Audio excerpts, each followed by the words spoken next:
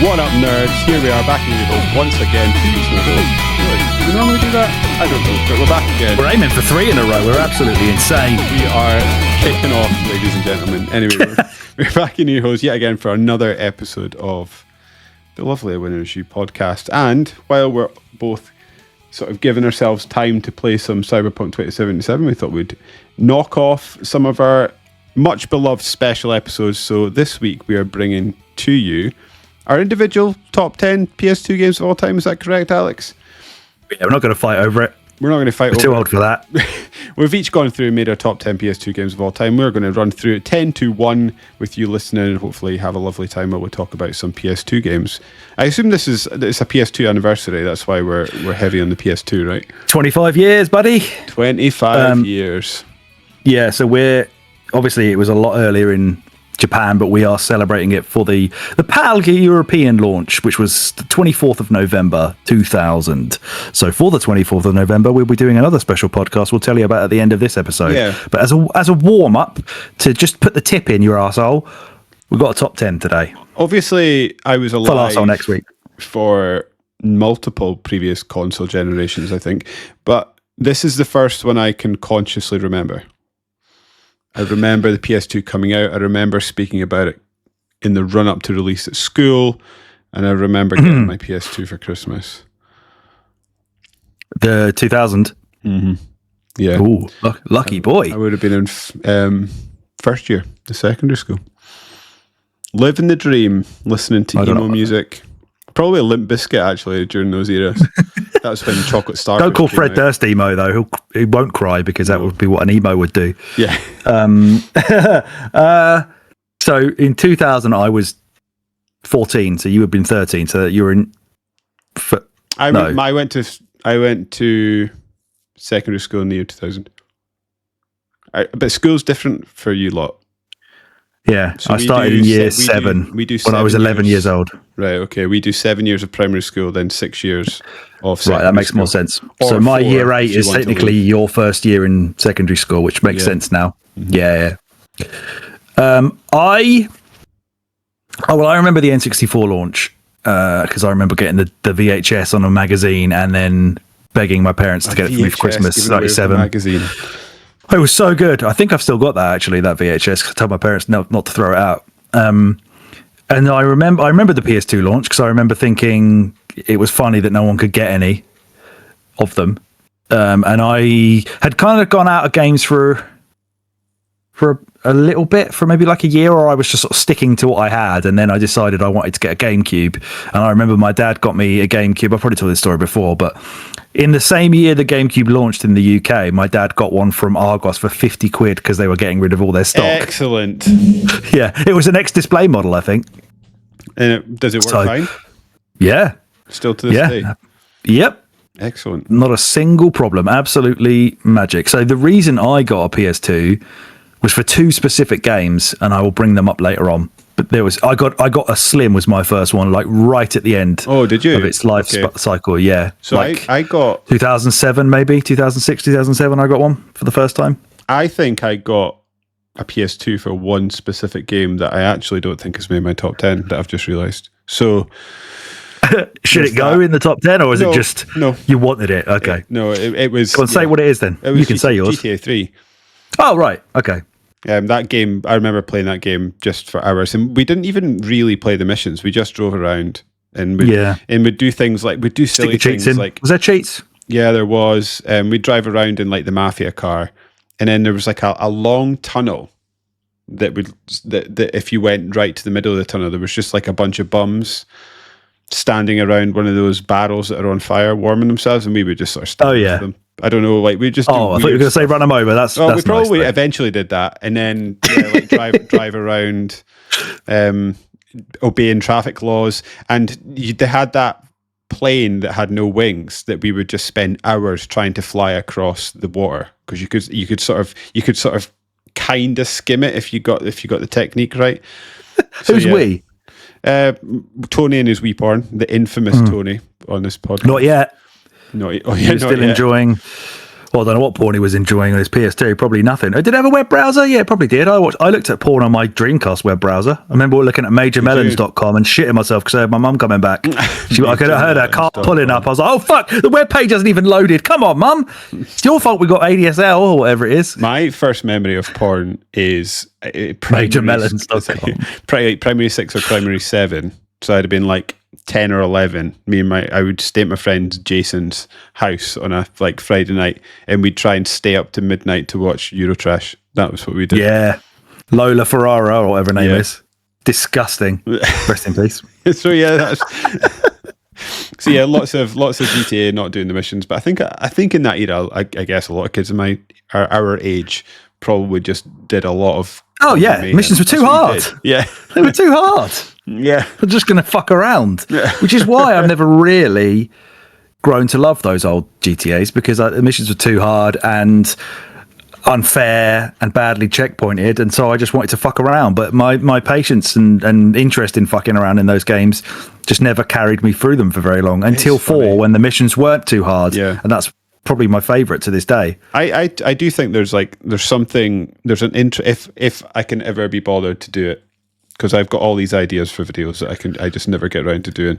I do think there's an interest in sort of evolution of Rockstar throughout the GTA, and then intermingling with Red Dead games, and I think you can see a clear learning in each game that they've released, and a steady ratcheting up of the sort of GTA games till they become these genre and era defining events that I suppose they are now.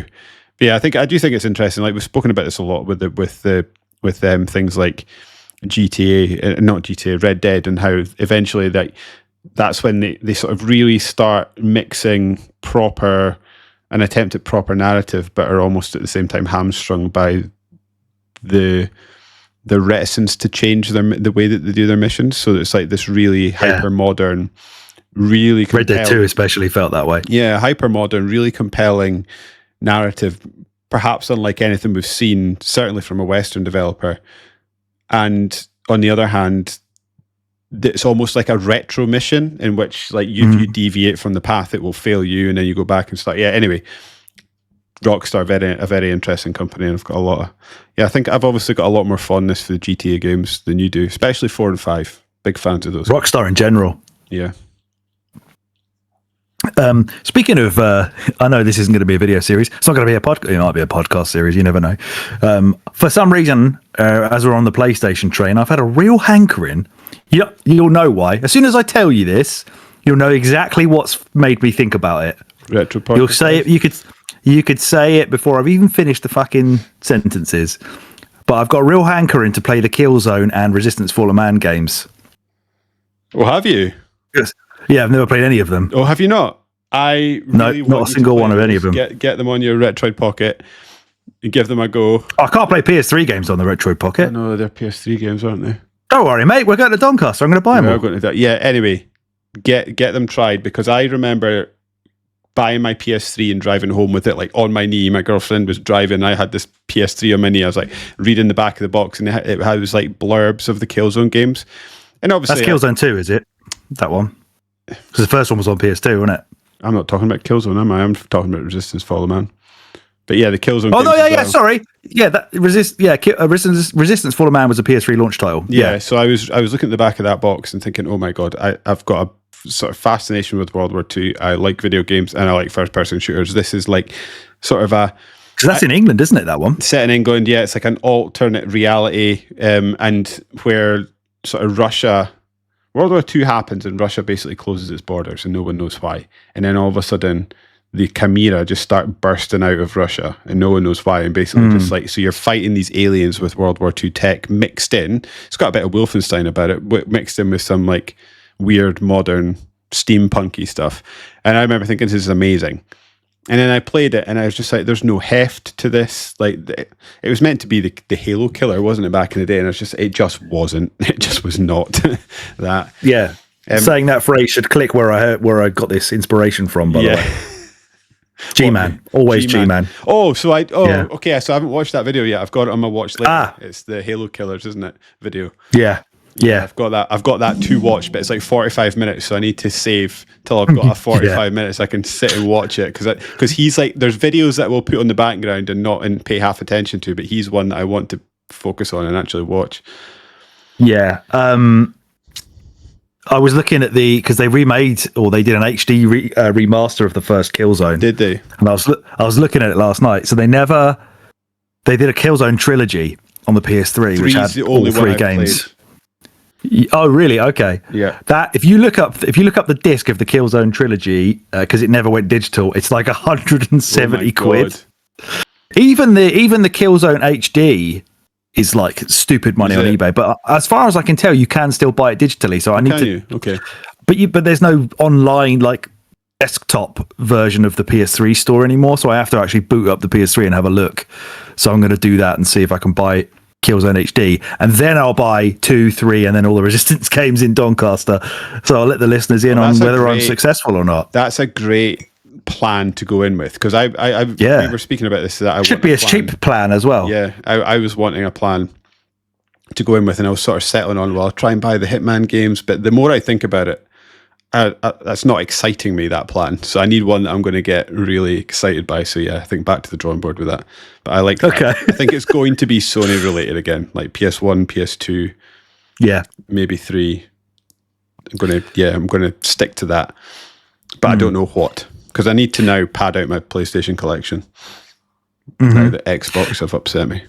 Oh yeah, of course. Well, if anyone's listening that's going to the Doncaster gaming market in a week or so in November, come and say hello. Message us on Blue Sky and let us know, or X, and let us know if you're going to be there, and we'll hang out. Yeah. Just don't stab us. Well, basically. Yeah, try not to. How do you want to do this? Do you want to start with honourable mentions and then do the lists, or do you want to do the list and then do honourable mentions? And then because I've got some logic behind mine. My worry about us telling the honourable mentions is we are showing our hand before we begin. Yeah, that's what I thought too. I'll tell you what then. I won't do honourable mentions, but here are some ones I'll give you some I admitted. And you can see if you agree with me. I do have a separate list of notable omissions, and it's a much shorter list than honourable mentions. Let's do that then. So I'm happy let's do that. To go with that. So, but I basically omitted games because they are better somewhere else. So I omitted Battlefront 2, Star Wars Battlefront 2, because that's better on Xbox because it had online play. Okay. I omitted Max Payne because, come on, everywhere else was better to play Max Payne than the PS2, especially PC. Super Monkey Ball Deluxe was on the PS2, and that is actually quite a good version as far as I'm aware, but that'll always be GameCube for me, as will Resident Evil 4, so that one was omitted for that reason. Yakuza 1 and 2 omitted because the Kiwamis are better, and Katamari Damacy was omitted because the re-roll version that they did a couple of years ago is better as well. So all of those games are great. I've never actually played Yakuza 1 and 2, to be fair, but all of those games are great, but they are omitted from my list for the reasons that they were, in my opinion, not properly indicative of what's great about the PS2. They're great about other consoles, so that is why I omitted them. What are your honourable omissions? So mine are simply that shitty games. Well, they may be, but they're simply games that I just haven't played. They're games that I was like, I feel like it would be unusual to not see these on some sort of list, but I can't claim to have any sort of expert knowledge on them. And that would be any Final Fantasy game, any Ratchet and Clank game. Oh no, we played Ratchet and Clank 2 for a podcast years ago. Did we? Yeah, we did. When we used to do, I think it was Gamertron, when we used to do like the best games of a year. Do you remember we did that? And then the number one game, we would then do a Game Club podcast about it. Yeah, I think we did a Mario 64 podcast at your house when I came to visit you, because we played it in your room, and then we podded about it on the floor. We got the mic and sat on the floor or something, or around a desk, like the olden days. Yeah, you're right. You're absolutely right. And we gave Ratchet and Clank 2 the best game of some year, I think. And then we did a pod about it. Because I really like that game. In my memory, if you'd asked me before you've just said that, the first Ratchet and Clank games I would have played would have been one on PS3 and one on I played the PS5 one, and then I played the one before that, which would be PS4. PS4 one's good. PS5 one is not. As everybody who listens to our podcast about it would know. You mentioned a game that has just put the shitters up me, that I'm like, that should be on my list. And then and then when I was looking at it, I was like, I don't know where to put it or how to move out other games. And then I was like, oh, I could just plead the same reason as Alex has gone with. One per franchise. It's better. No, it's better on another console. However, I have not adhered to that list. I have not adhered to that rule in other areas of my list. So I feel like this needs to go in now, which means one needs to go.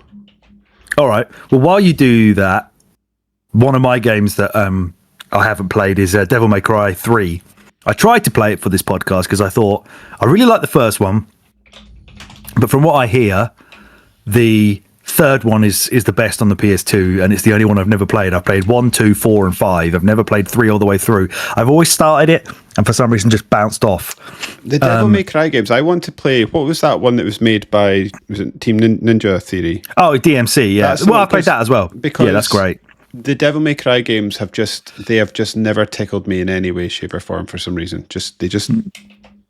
I'm left completely cold by what I've played of them.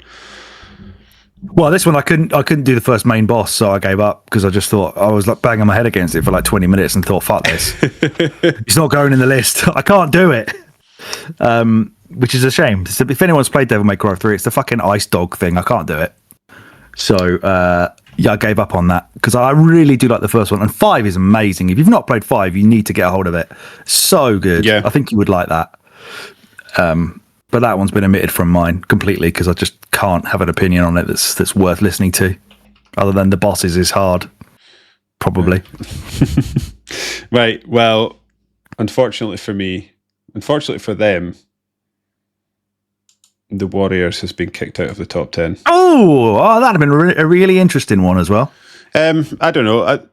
For me, that was so this was the chat I was going to give you before we started podcasting. Is I was making this list, and I was really struggling, and it's something I struggle with any list. I struggled so much with this list. This list is a mixture of heart and mind.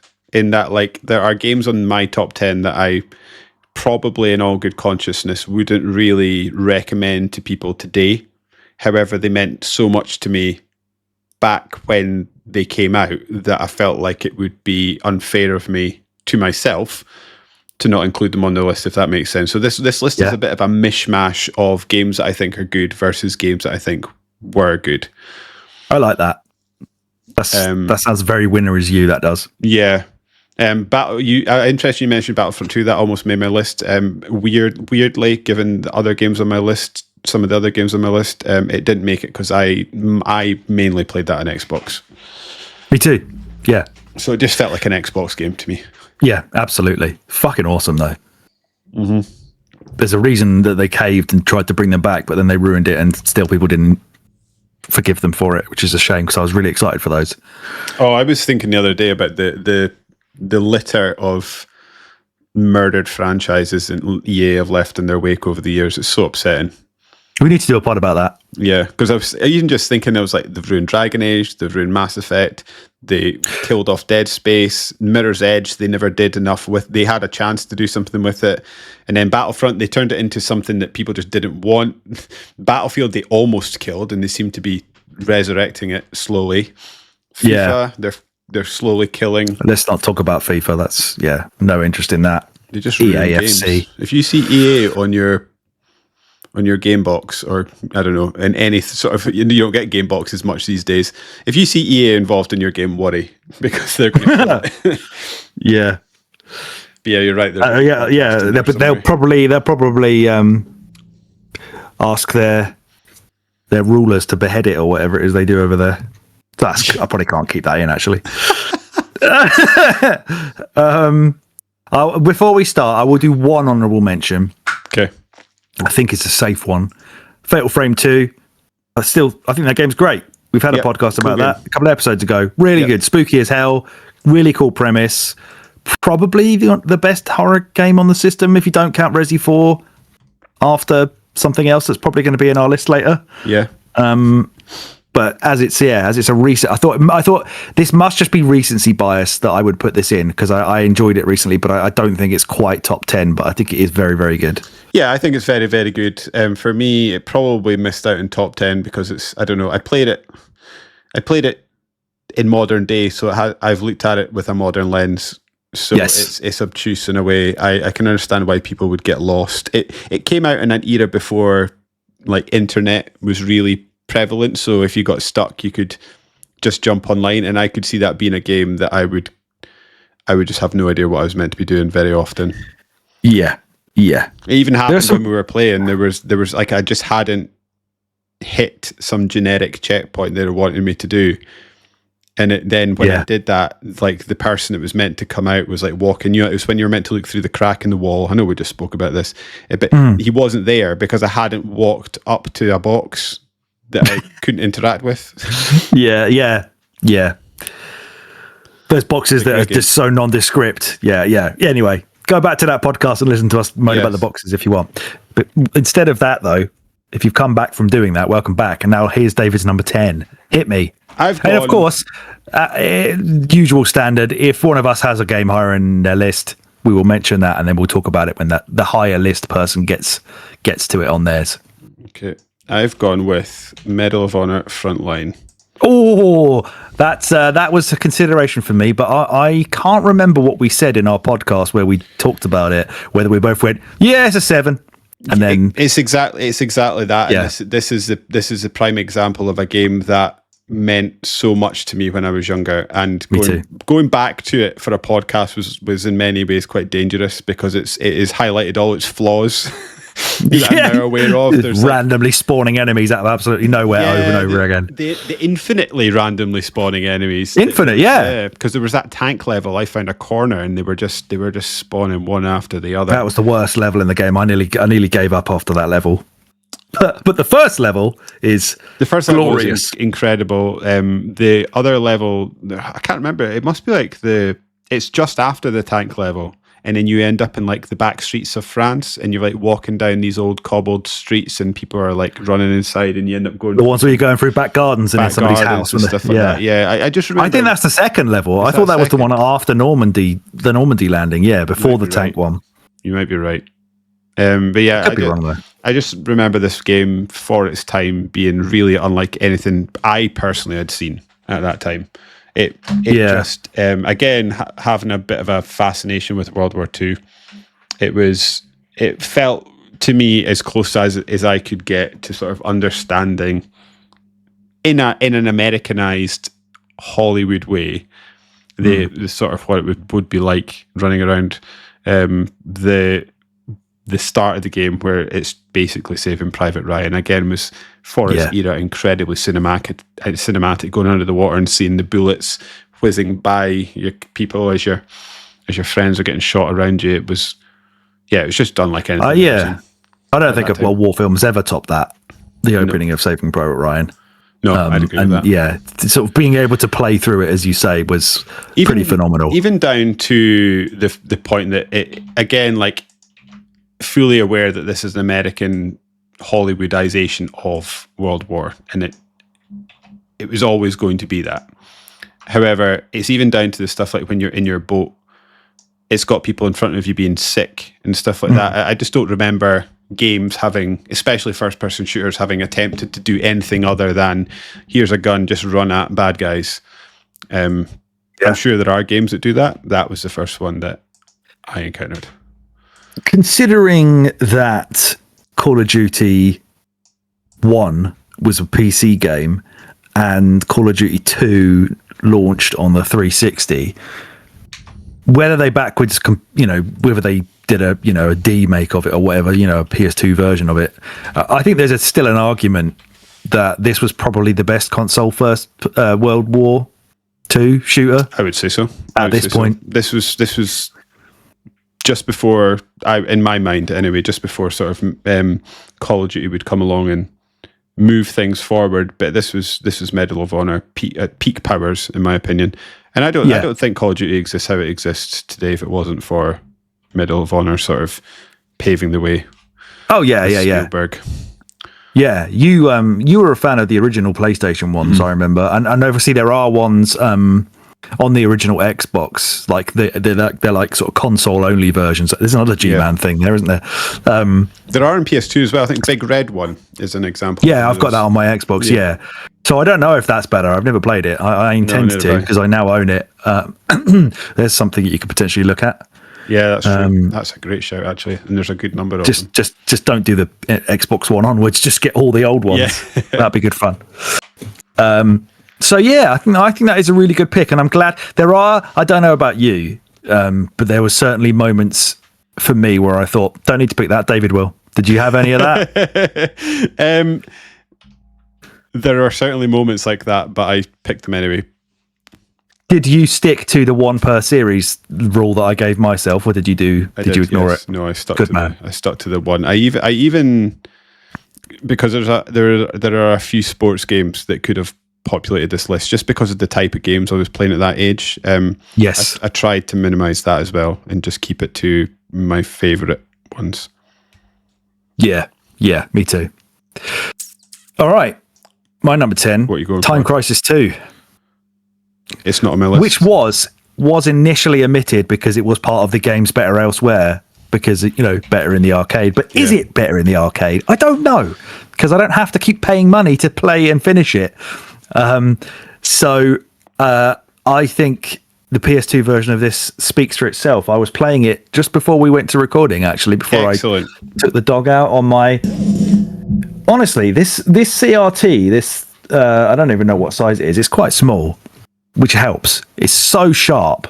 This one that Tom Thumb gave me that allowed me to actually play this at home. I can't believe he got rid of that for free. Legend. Maybe it's haunted or something, but honestly, it's so sharp. We're about to get that. I mean, I don't even know how you fucking say that thing you and I backed on Kickstarter. AIM-E. Yeah. Light gun that's set up to work with HD TVs. But I look at that playing Time Crisis 2 and think, I don't even know if I need that. It looks so good. But anyway, I think this is, for me, probably the best light gun game of all time. I think it's an incredible arcade port as well. So I've told the TV story before. This game was probably the reason why I went all the way to Southend to get a dead woman's haunted TV that didn't even fucking work in the video I'm pointing at it. This one has too many hertz. It's 120, so I can't play light gun shooters on it. So I had to buy two different guns because I thought mine was broken, but it wasn't 60 broken. Hertz TVs, yeah, right, okay. Yeah, any higher than 100. What hertz is? Same as, I don't know, but it's how you do frames, isn't it? So like the refresh rates. Yeah. Right. Okay. So that has too high a refresh rate for it to actually pick up the gun light or whatever. Because my only sort of interaction with hertz is I remember there was a period of time where you would boot up a game and it would go, how many hertz is your TV? That's only for us. Is it right? Okay, and I'd be like, I don't know what that means, so I would just always pick the bigger number, probably. Yeah, absolutely. You could test it, right? You could test the 60 and it would be like, if you can see the next screen, it's going to be all right. That would be if you had a 60 hertz TV, because the standard for us was 50. So the 60 hertz versions is the NTSC version, which is why if you're emulating PS2 era games, always get the American one. Yes. Because the European ones will be 50 frames a second instead of 60. Me, and sometimes when I pick up the American version of a game, because I realise how bad, like, it's a bit like the frame rate chat that we periodically have, and I want to maintain my blissful ignorance as long as possible, because I'm sorry that I ruined that for you. When I notice it, I'm just like, oh god, this is awful. Yeah, this is awful. Even 50 hertz now feels really weird to look at. It's like Sonic's the one that feels like you're playing that game in slow motion. It's really odd. Yeah, yeah. But yeah, it's just so much fun. I'm not actually that good at it anymore. I'm getting a bit old. I need to get good at it again. But well, you will. Yeah, I can just remember like so many like key parts of that game. You know, the bit where you're on the boat and there's little dudes jump out the water and try and stab you, and the guy's shooting a machine gun off the back of it, or the bit where they're trying to roll those barrels of apples down at you from the top of this runway sort of thing.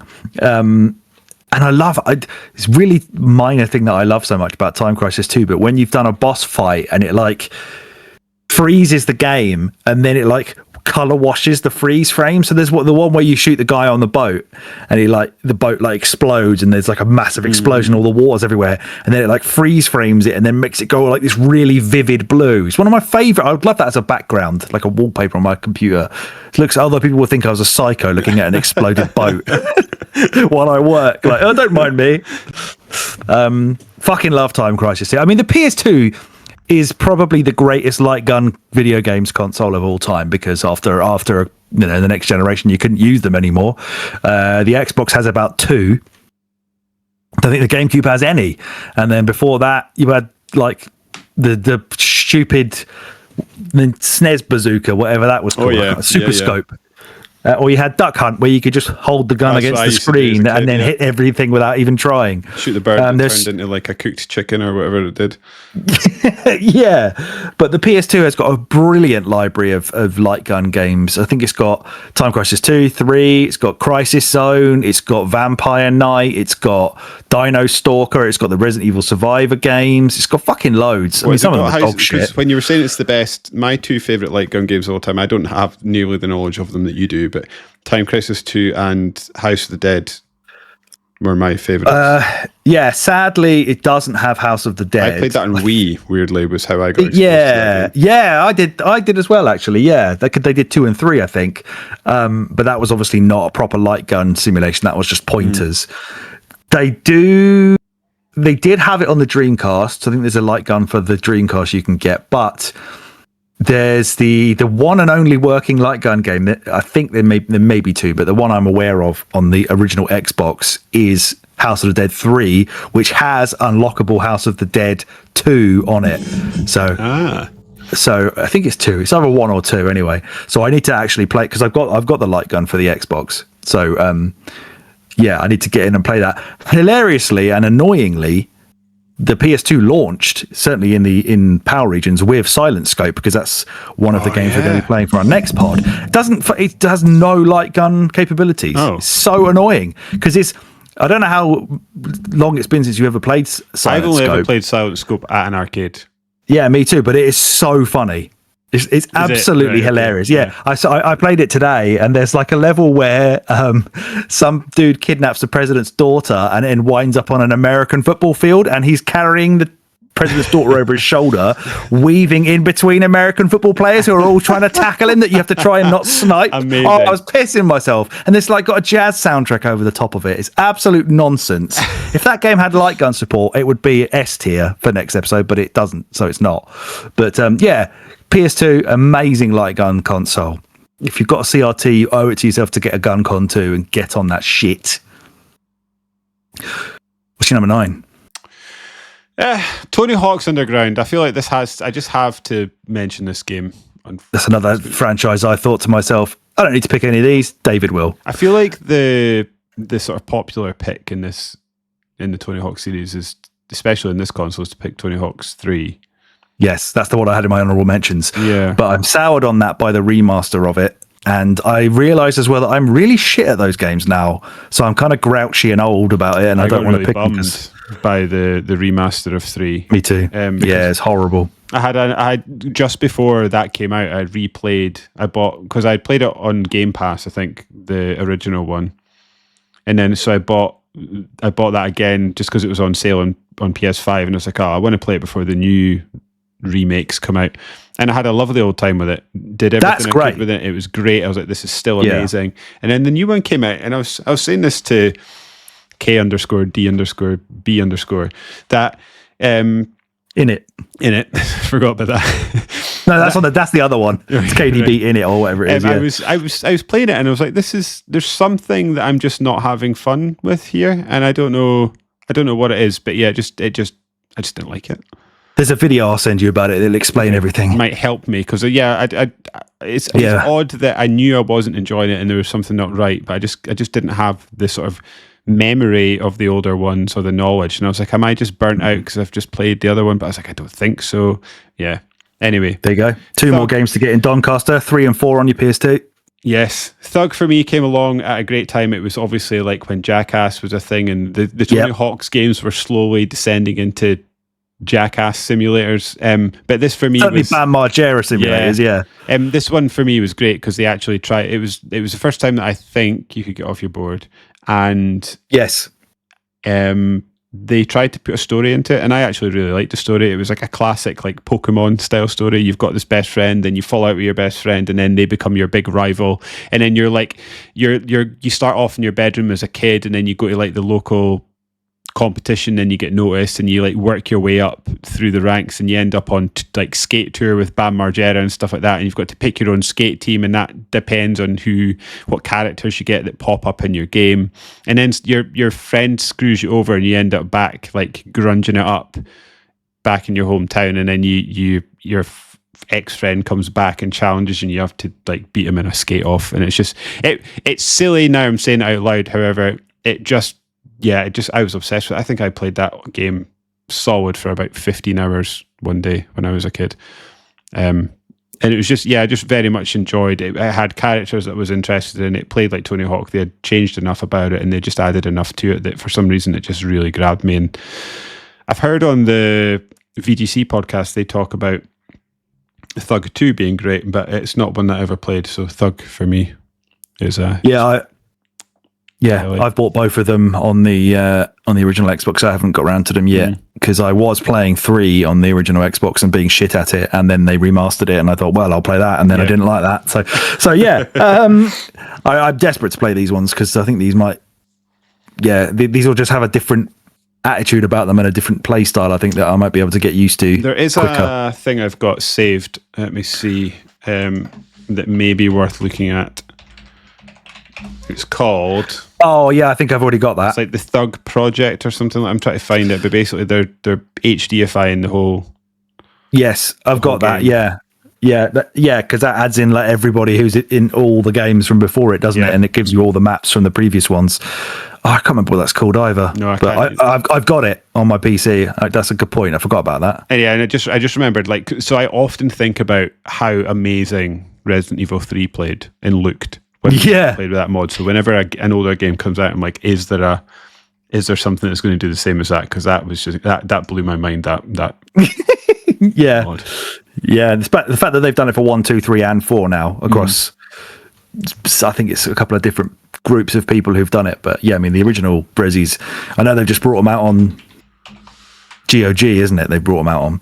Well, have they? I don't think they're. I don't think they're in any way like worth playing over the other ones, the special ones. But they're remasters of the GameCube versions, of course. Well, I'm glad you picked a Tony Hawk's game. I knew you would. That's why I didn't bother. So, what have you got for number 9? My number 9 is a racing game. It's not the racing game that we probably both would talk about. What's the other racing game I always talk about from this era of games, David? The other racing game so I'm trying to think, the racing game that almost made my list but didn't was, well, I had 2 racing games actually, but Burnout 3 Takedown would be the one that jumped out. Midnight Club. Yeah. Oh yeah, I've never played that. Spec. Those are the 3 good ones for me. Yeah, this is the one I've implored you to play many a time, and I will make sure that you do before you die. It's Outrun 2006, Coast to Coast. I did see that on my list when I was making it. Yeah. On my list, on the list on Metacritic that I was sifting through. Oh, right. I tried to do something like that. Oh no, it was first-person shooters I tried to do when I was in my Killzone kick. I tried to go on Metacritic's greatest games of all time and then sort them by genre, and it just didn't. Like, I clicked on the FPS filter and it didn't. It like said, "Oh, I can't find anything." So you made this filter on your site. I've not done anything challenging. Just that. That's it.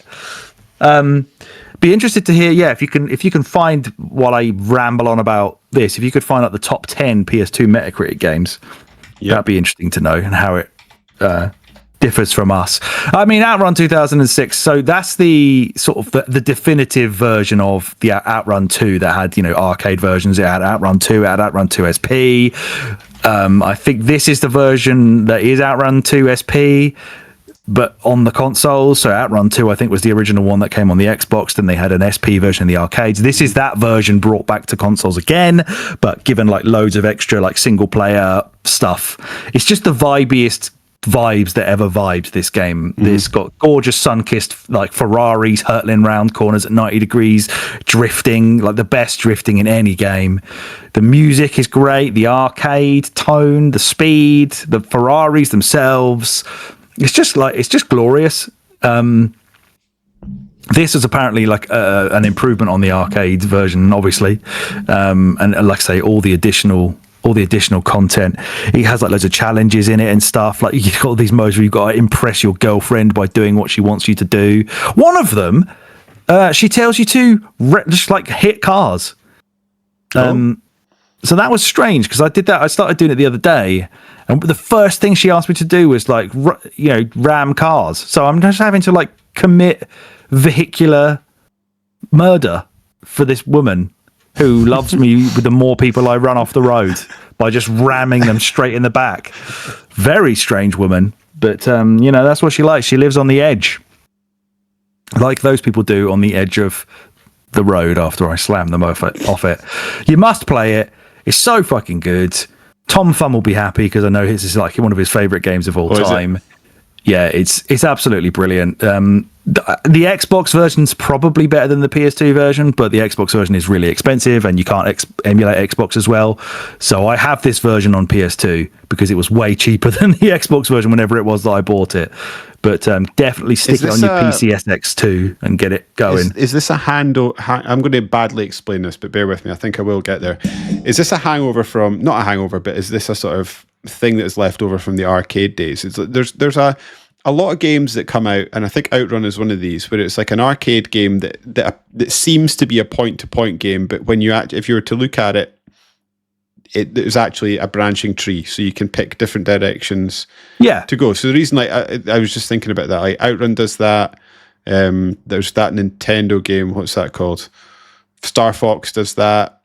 Time Crisis, I think, does that. House of the Dead certainly does that. Like, there's just all these different games that sort of, they seem short. However, if you sort of dig into them, there's lots of different branching replayability things to them.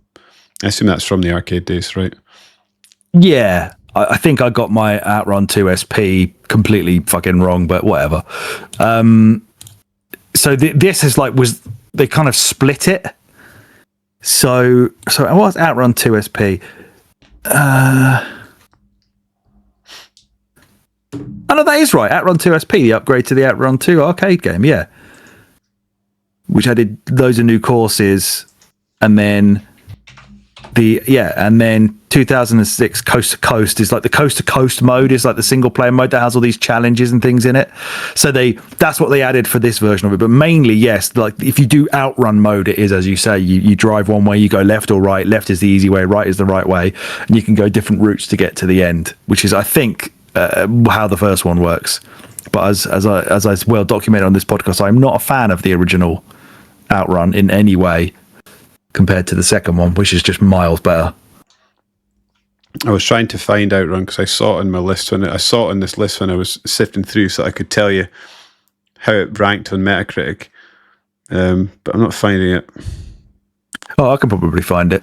Because I feel like if I just search for Outrun, it'll PS2 version, game, but it won't tell me how it ranks. Yeah, true. Yeah, it's got 81 on Metacritic anyway. So I need to get. Okay, I'm down at 84. So let's keep going to 81. Yeah, the first game did do that. It made you drive through 5 of 15. You got 15 possible stages, and you got to drive through 5 of them. Time Crisis 2's Metacritic has it ranked as the 253rd best game on the PlayStation 2, right in front of. Not in my list. Time Crisis 3. In front of. Yeah, one place. So better than. Well, they've got exactly the same Metascore, but for whatever reason, it's 2 ahead of. Alphabetical order, I suppose. 2 is before 3 in the alphabet. Yeah, could be. Of numbers.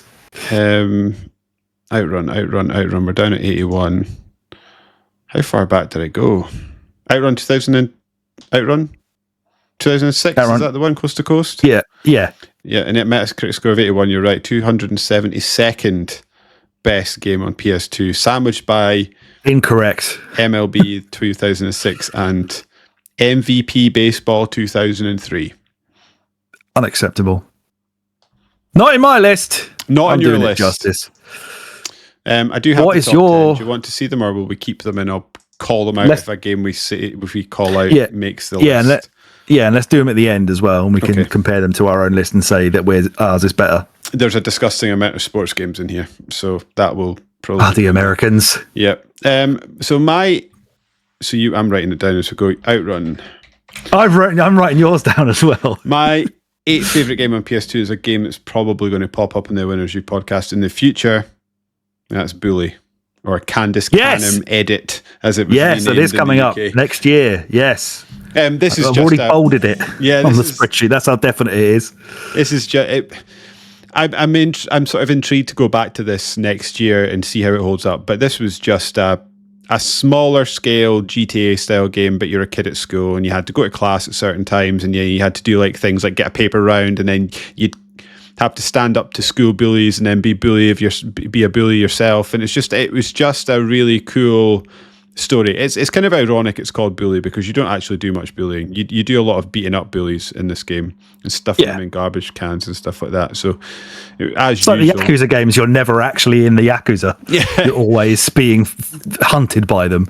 it's a great game that in the final mission, again, I'm looking forward to getting there, because I am convinced it is a rip-off of a movie. Okay. I, for the life of me, cannot tell you what movie it is, so that's something to whet your appetite by the time we get there. But yeah, it's just a cool GTA style game, but you're a kid, so like instead of running about shooting gangsters, you're running about punching kids and stuffing them in garbage pails. Instead of stealing cars, you've got a bike that you drive into town. Instead of doing random missions like taxi driver, you can be a paper boy and stuff like that. It's just a cool take on the GTA formula that they haven't really ever gone back to, I don't think, that I can think of. No. In any way, shape, or form. Did you see I think it's in the latest PC Gamer, they reviewed that. They like re-reviewed it. They do that section where they like re-review old games. I think they gave it like 82. So it sounds as if it's going to hold up pretty nicely. I think it does. Again, I think especially GTA games during that era had a sort of a vein of interesting narrative to them, but you're right, the game often got in the way of itself. This one is a cool story, or an interesting story, about a kid that has basically been fobbed off by his parents that don't care about him, dropped off at a boarding school, and you're a kid sort of obviously that hasn't been loved very much, and is finding his way in this new school, doesn't know anyone, and you're just sort of learning to, find your own way. It's cool. Mm-hmm. It's in the Video Game Hall of Fame. Excellent. Rob picked it. I'm pretty sure it won a vote. I don't think he had to force that one in. So it is still much beloved. That's for sure. And it was. I think that's probably an expensive one to get a hold of. It was difficult. Well, it's so available on digital platforms these days. I'm not sure that it would be that hard to get or that expensive. It's certainly on free. You can get it on Xbox right now. I have it on Wii. I have it on my Xbox. Expensive Wii. That, Yeah, it might be expensive on that. To be fair, so it's about £18 on 360. It's £12. This is CEX, by the way. It's £12 on PS2, and it's £4 on Wii. So yeah, it's because it works on a Series X. 360 game feels like a lot to me. Yeah, but it works on your Series X. Remember? Okay. And it'll be upscaled and probably have a frame boost, maybe. That's the way to do it. No, I'll be buying that's why people want it. If that pops Just up, get and go and catch digitally. It should be cheaper, I think. Oh yeah, good shout. Yeah, it'd be nice to own a physical copy of that. Mm-hmm. Do I own a physical copy of that? I like this era of Rockstar, even though I haven't played Bully or the Warriors yet. I just like that this was what they were doing back then, and not just if you compare it to GTA Online now and endlessly delaying GTA 6. This version of Rockstar was awesome. They did some cool shit. They had more games that they could do. They were more efficient. I have it on PS2. Yeah, you have the naughty name or the non-naughty name version. Yeah. I agree with you. The Warriors almost made my list, as we know.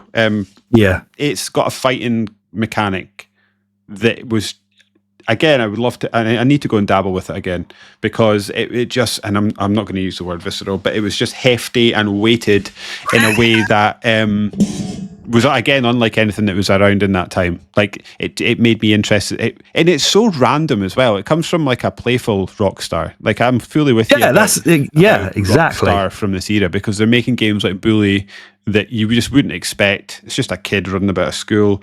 Then they made table tennis game. I mean, like again, wild. Don't forget that they made that. And don't forget Red Dead Revolver. Before it was a GTA cowboy game, it was an arcade like shooter, which I think is a game they rescued from a developer. Oh, really? Yeah. They wouldn't have got it out otherwise. And they were just investigating and sort of investing in really exciting stuff. And The Warriors is a licensed game from of a movie from the 70s. Like, yeah. And they did something cool with it. And I just think that's really, really, really great. And having never played it, I can guarantee the game is better than the film. Did they publish? Yes, Max you're Payne? almost right. They did that as well. Another example of good Rockstar. Team Bondi were the developers. Oh, what, LA Noire? LA Noire. Did they? Yeah. They published that as well. So again, another because they upset everybody, didn't they? They like forced all those poor Australians to do loads of crunch time, and then they all got upset and left.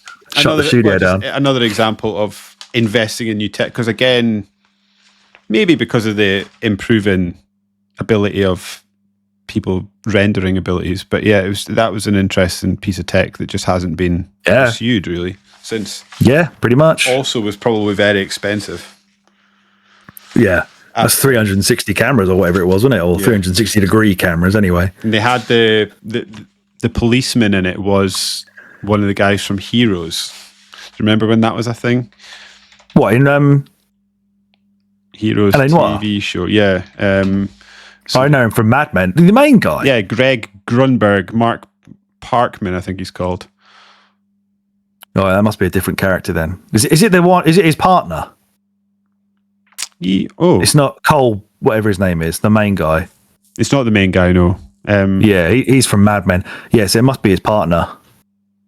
Yeah, let's have a look at his. I'll be able to tell you. It's Greg Grunberg's IMDb. What's he been in? Because it'll be here, won't it? Should be. It's mad to go back to like games from this era and still see people having an IMDb page for being in it. It's so funny. The actor that blows my mind is the guy. Oh, I've forgotten his name now, but he was in that PlayStation Walking Dead style game. Why am my brain is not working today? It was a PlayStation Walking Dead style game about a bunch of. It had the girl from Heroes in it as well, the cheerleader. Life is Strange. No. Which PlayStation? I think this is PS4. PS4. Edith Finch. Heroes characters. So it had Rapture. Gone Home. Is it her? Yeah, it's got Claire. I don't know these names. Claire Bennett in it. She is in Claire Bennett game. Sorry, I'm absolutely ruining your editing here. No, that's all right. These are the bits that are absolutely fine because it's just one big chunk to cut out. Hayden Panettiere, that's what she's called. I know who that is. She's in Until Dawn. Yes, so in Until Dawn has the guy that was the bad guy in the most recent James Bond movie in it. The guy who played Freddie Mercury, right? Rami Malek, yes. Yeah. He's an outrageously big actor for being... to be in a video game in my mind. Yes. Yeah. Right. This back to my original point. This Greg Grunberg, he was in the Simpsons. What was apparently. that? He was a security guard in the Simpsons. He was in The Boys. He played Agent Bill Pearson in The Boys, if you've seen that. I don't recognize that name, but he was in Suicide Squad. The Suicide Squad or Suicide Squad? Hell to Pay. Whatever that is. Oh, came out in 2018. I don't know what that is. Maybe a voice. He was in the Cloverfield Paradox. He's in the Flash. Is that the one in Star Trek the Beyond. cabin? Yeah, the Paradox I think is a follow-up, maybe. Oh, okay. Oh yeah, I'm thinking of 10 Cloverfield Lane or something, aren't I? I don't know. I don't even know what I'm saying. He's in Super 8. LA Noire, Hugo Mahler. Is that a name? He's a Trooper 2 in Halo Reach. When did Heroes come out? He's in Lost. He's Seth Norris in Lost. Heroes. Matt Parkman. Does that help in any way? No, I haven't seen Heroes or Lost. Do you know what? I'm just going to share my screen. Then you'll see him. Yeah. Because you'll definitely know. Let me see his face. Okay. My computer's freaking out. Is that a share screen? This guy. I definitely recognise that face, but I can't tell you what I recognise him as in L.A. Noire. Let's. I wonder if what's he called? Did I say he's called Greg Grunberg, L.A. I think he's no, he's not a policeman. He's just a random guy. He's a suspect. He's a suspect. I remember now. Now I recognise that. Anyway, well, we got to the bottom of something. And let's pull this up again. And thus concludes Bully. I'm glad everybody enjoyed nothing of what we just talked about. So seamlessly into my number 8. Yeah, however, go on. The last thing, I'm looking at the manual here, and this was from Peak Rockstar manuals. So you open. I can see there's a map or something in there. Yeah, there's a map. But you open it up, and it's got like a note from the principal. It's written like a school yearbook. Oh, nice. It talks about student protections, like going to classes, making sure you're on time. It's got like little comic books and stuff in it. It's cool. I like that excellent. When the GTA games would have like adverts from their beer and stuff like that in there. Yeah, what a golden era this was for game manuals as well. Speaking of golden eras, my number 8 is from the golden era of wrestling games. Kind of the end of the golden era of wrestling games. Which one did you pick? Here Comes the Pain. WWE SmackDown. Here Comes the Pain. Yes. Yeah. Purely because it has the best single player mode, I think. The one where you've got... you can kind of move around through the arenas and you can go meet people to talk to. I can't even remember what happened. There was something like... I was told that I could be in a tag team with somebody to win the title, and I got put in a tag team with Kane. And Kane's a piece of shit Republican twat now, so I was going to be an arsehole to him. So every time he asked me a question, I gave him a snarky, horrible answer. And we had the match, and then he was like being really weird after the match, kind of like upset at me for something. I can't remember what it was, even though we won the match. But then the next cutscene, he was like coming and trying to talk normally as if everything was fine. And he was like, I know we had our problems the other day, but we're going to be a great team and we're going to win those belts. And I just gave him like a really shitty answer again. And it was just like really upsetting Kane. Is that the one where I sent you the pizza? Yeah, where he was having a go at me because Rob Van Dam, my character, had eaten all the pizza. Now, Rob Van Dam's a terrible character to pick for a career mode because you get into loads of backstage fights randomly and his finisher is off the top rope. So just don't pick one with a top rope finisher. I'm going to redo it and start again because I've got that one on my Retroid. The N64's wrestling library is obviously legendary, but I think the PS2 SmackDown games stand toe-to-toe with them. It's sort of like a speedier, like more arcadey alternative, but they probably are more accessible now than the N64 ones because they require kind of less of a learning. I mean, neither of them require a massive learning curve, but they feel more modern than the N64 ones. Yeah, they're a lot quicker. Yeah. Obviously they've got videos like the Titantron videos behind and the full proper like CD quality audio for when they did the entrances and stuff like that. Just brilliant. Like I love these SmackDown games from up basically to this point and then a little bit further into the PS2. I remember 2007 was quite cool because I used to make loads of pay-per-views with my friends and I carried on playing them through the 360 era. But it felt like the SmackDown games, much like some of the football games, really, the FIFAs and the Pro Evos, like every time a new generation comes along, they kind of like reset their games because they're yearly features, and then they just reset them to vanilla. Yeah, it's upsetting. Yeah, so this one was like in a sweet spot. I think it was kind of like middle generation. wrestling game, and obviously the roster's fucking awesome. But it's just like it's so funny how much I remember. Like I remember that you've got to run to the ropes and then press square to duck, and then an attack to do a dive out the ropes, and you always have to kick them in the dick before you can do any finisher for some reason. I don't really know why. Absolutely had a brilliant time playing this in the campaign mode the other day. I was laughing at all the stupid shit Kane was trying to say to Rob Van Dam when he was getting upset. I was loving how it feels to play. Still quite difficult even in those early ones. Just brilliant. Like this for me is, like I say, when like true wrestling game greatness started to fade away. So this is in here for all the SmackDown games really that people out there like, but this for me is the peak of it. Of those games anyway, even though the original PS1 games were pretty badass too, especially SmackDown 2 on the PS1. That was an amazing game, but the PS2 ones are also great.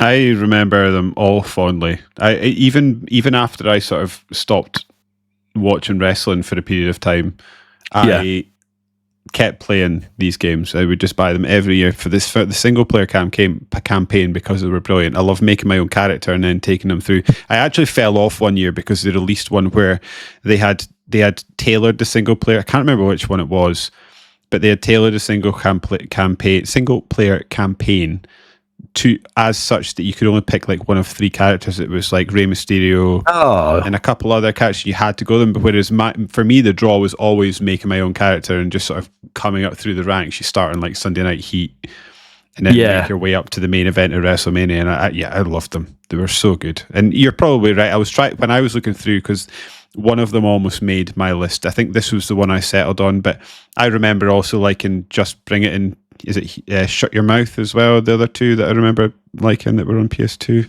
I think the first one that was on PS2 was probably the least liked of them, and I can't remember which one that is. I think it might be Shut Your Mouth. Yeah, okay. Because it was Know Your Role was number 2, and then I think it was Shut Your Mouth, Just Bring It, and then Here Comes the Pain, because obviously Brock Lesnar came along, and then I'm pretty sure after that they started just putting numbers on the end, or they made it like SmackDown versus Raw, and then whatever, and then they added dates. Yeah, and then they added dates, but you can't really go wrong. Yes. They've all got some little quirk to them that makes them enjoyable, like going, for the backstage stuff where you can just keep going further and further into the building until you can just go back out into the car park at the back or whatever. Yeah. So good. What's your number 7? Well, we're staying on the sports train. So we speak about this periodically, about when we went down to Glasgow. My realization more than your realization that there was like a peak period for sports games where they were starting to look great, but they still were going for that arcadey gameplay that was just quick and responsive over the top of trying to interpret realism. Like FIFA for a while, I don't know what it's like now because I've not played it in a while, but FIFA for a while was all about animation priority. So like you couldn't just, if you had pressed a button, the ball would like drift away from you and easy tackle because you couldn't just like interrupt and pass the ball. For me, the best football game, the absolute peak football game, I've gone for Pro Evolution Soccer 4. I think was the one I settled on that I played the most. Okay, so I have got Pro Evolution Soccer 6 at number 4 in my list. Let's come back to it then. I think we come back. Yeah. They are a matter of degrees, I think. I could easily see a scenario in which 6 probably is the better one. I don't know, but I went for, this was peak Pro Evo era, and this was the one I remember playing, so that's the one that got picked. Yeah, I probably did play more of 4 than I did of 6, but that's probably because 6 kind of crossed over the the generational skips. But yeah, we'll come to that later on. We'll come back. So my number 7 then is Prince of Persia: The Sands of Time. That was in my honourable mention, so you fired ahead. When I was making this list, again, I know you said you really struggle with it, but I could have made a 20 and been quite happy with every game on that list. Oh, I struggled to cut stuff out. Yeah, that was what I struggled with. Like, how do I make 10? I've got a cut list to the side of my 10, and it's disgustingly painful looking at some of the games on this list. Yeah, this is why I had to hope that you would keep them in your side so that I wouldn't feel as bad as them not being in mine. Sands of Time. This game feels so unique, doesn't it? It feels like, to me, like the next evolution of 3D platformers after Super Mario 64, which was 7 years prior to this. So again, you've got a franchise here that was transitioning from 2D to 3D because it was I guess Prince of Persia hadn't been a thing since what's his name? Jordan something Mechner or whatever his name is. I can't remember his name is now. The French dude. He's getting his brother to jump around and record it. Yeah. God, I hate those games. They're awful to play. Aren't they? The fact that some people, from what I could see, gave this good reviews because they said it was like it still felt like the original. Like, I don't want it to feel anything like that. The least it can feel like that, the better this game will end up being. And for me, it feels nothing like them. So it is amazing. I've been playing it this week. A PSA for anybody listening out there: if you want to go and play Prince of Persia: The Sands of Time, because they will never remaster it. I don't even know if they've cancelled that now or not. The remake of it. Weirdly though, was it this year or last year? We got 2 Prince of Persia games in the space of a matter of months. We got the side scroller, which is an absolute banger. What else which did we get? covered for the podcast. Yeah, and then like a couple months later, they released a Prince of Persia roguelike. Oh, of course they did. Yeah. That was the Rogue Prince of Persia, wasn't it? Yeah, I forgot about that. It's called the Rogue Prince of Persia. Yeah. Yeah. So yeah, the PSA. If you try and play this on PS3 or PS2 emulator or Dolphin, or indeed the PS3 HD version, they're all 30 frames a second. So the way to play this is on PC. It's on GOG for £1.79. Oh, excellent price. Yeah, it's on Steam for it's on Steam for like 15 quid. It's on sale on GOG. Yeah. Now, what you'll need to do, and I'll have to tell you about it afterwards, but there's a lot of fucking hoops you've got to jump through to make the PC one actually not broken. I remember I got it I managed to do the widescreen hack to make it like in 1080p or 4K or whatever, but then it fucks the fog up, so the whole game just gets covered in like orange fog and you can't see anything. So you have to then go into the game's files and sort it out. And then I had to go in and like download X input something or other because the analog stick wasn't picking up the motions properly, and it was making him walk. If I did any diagonal directions, he wouldn't run, he would walk them. So there's a bit of fucking around to do. But once you get it, and it's got it running at 60 FPS in 4K, fuck me, this game is so good. Like the controls are so intuitive, like the running along the walls and stuff, using the triggers to do it. The mechanics are kind of holds up. Oh yeah. The only thing I would say doesn't necessarily hold up is maybe the combat, purely because you get fucking ganked over and over and over and over and over again. Now, I don't actually think the combat itself is bad. It's fine. The blocking is fine. Like the jumping over people. I remember a lot of jumping over someone's head and stabbing in the back. Yeah, but then there's those dudes who like push you away when you try and do it. So you've got to use your dagger to like freeze them. You like stab them in the gut and they go in like slow motion and you can cut them in half. That's so all the combat's fine. It's just there's just like waves and waves of dudes who come at you, and you'll be in like tight environments. And the woman that you hang around with, and I don't remember what her name is, she's got a bow and arrow that she's using to help you out, but she shot me so many times and she takes your health off you as well. Amazing. She apologizes for it, but like she was actively hampering me because she so seldom even shot a fucking arrow that whenever she actually did, it was in my arse. Really annoying. But yeah, the revolutionary rewind function in this game is phenomenal. Like, and the invention that they kind of keep bringing to the game as it goes on through the different like parts of it, where how they keep like revolutionizing their own core systems as you progress through it is like really, really impressive work. Yeah. It's like Nintendo levels of now we're going to ramp it up and do this, and now this, and now this on top of everything else. Like so good. Still an absolute blast. Holds up brilliantly if you play it on PC. Just one of the best 3D platform games ever. So such a shame that the series went a bit emo after this and people kind of hated it for when they gave him like a big beard and made him moody. He's a bit of a Lothario in this one. He's like a bit of an annoying sort of hoity-toity twat, but he's definitely more likable as sort of like a cocky. He's like Aladdin from the Disney movie basically in this game. He's very misogynistic. It's probably, you could say it's from a different time from his era where he would definitely be misogynistic and we would expect that. Or you could also say it's from 2000 when, you know, maybe people at Ubisoft were a bit misogynistic themselves in, you know, all that stuff that they were doing to all the women workers at that point. But he definitely has a right old moan to himself about a woman telling him what to do and how he should be asserting his dominance and like telling her what to do instead and shit. It was like a bit awkward. But aside from that, phenomenal game. Like, I've had a brilliant time playing it. It's so good, and it's not a very long game either. Unless you just keep rewind, unless you endlessly rewind it, and then it's like twice as long, I suppose. Or you play everything in slow motion, and then it's like 3 times as long. Is it still £1.79 on GOG, or has it gone back up? GOG, Prince of Persia.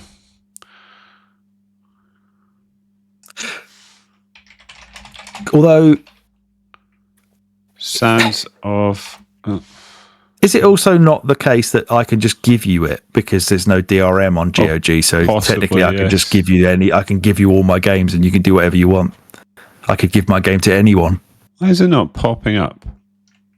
What did you type in? Prince of Persia. I'll put Sands of Time in, see what happens. Yeah, I just put Sands of Time. I'll see if I can find it. It keeps giving me the same Heroes of Might and Magic 3. What is... What? I'm looking...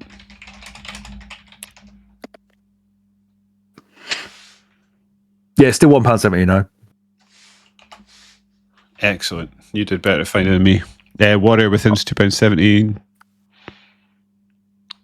There you go. I'm seeing it in dollars for some reason.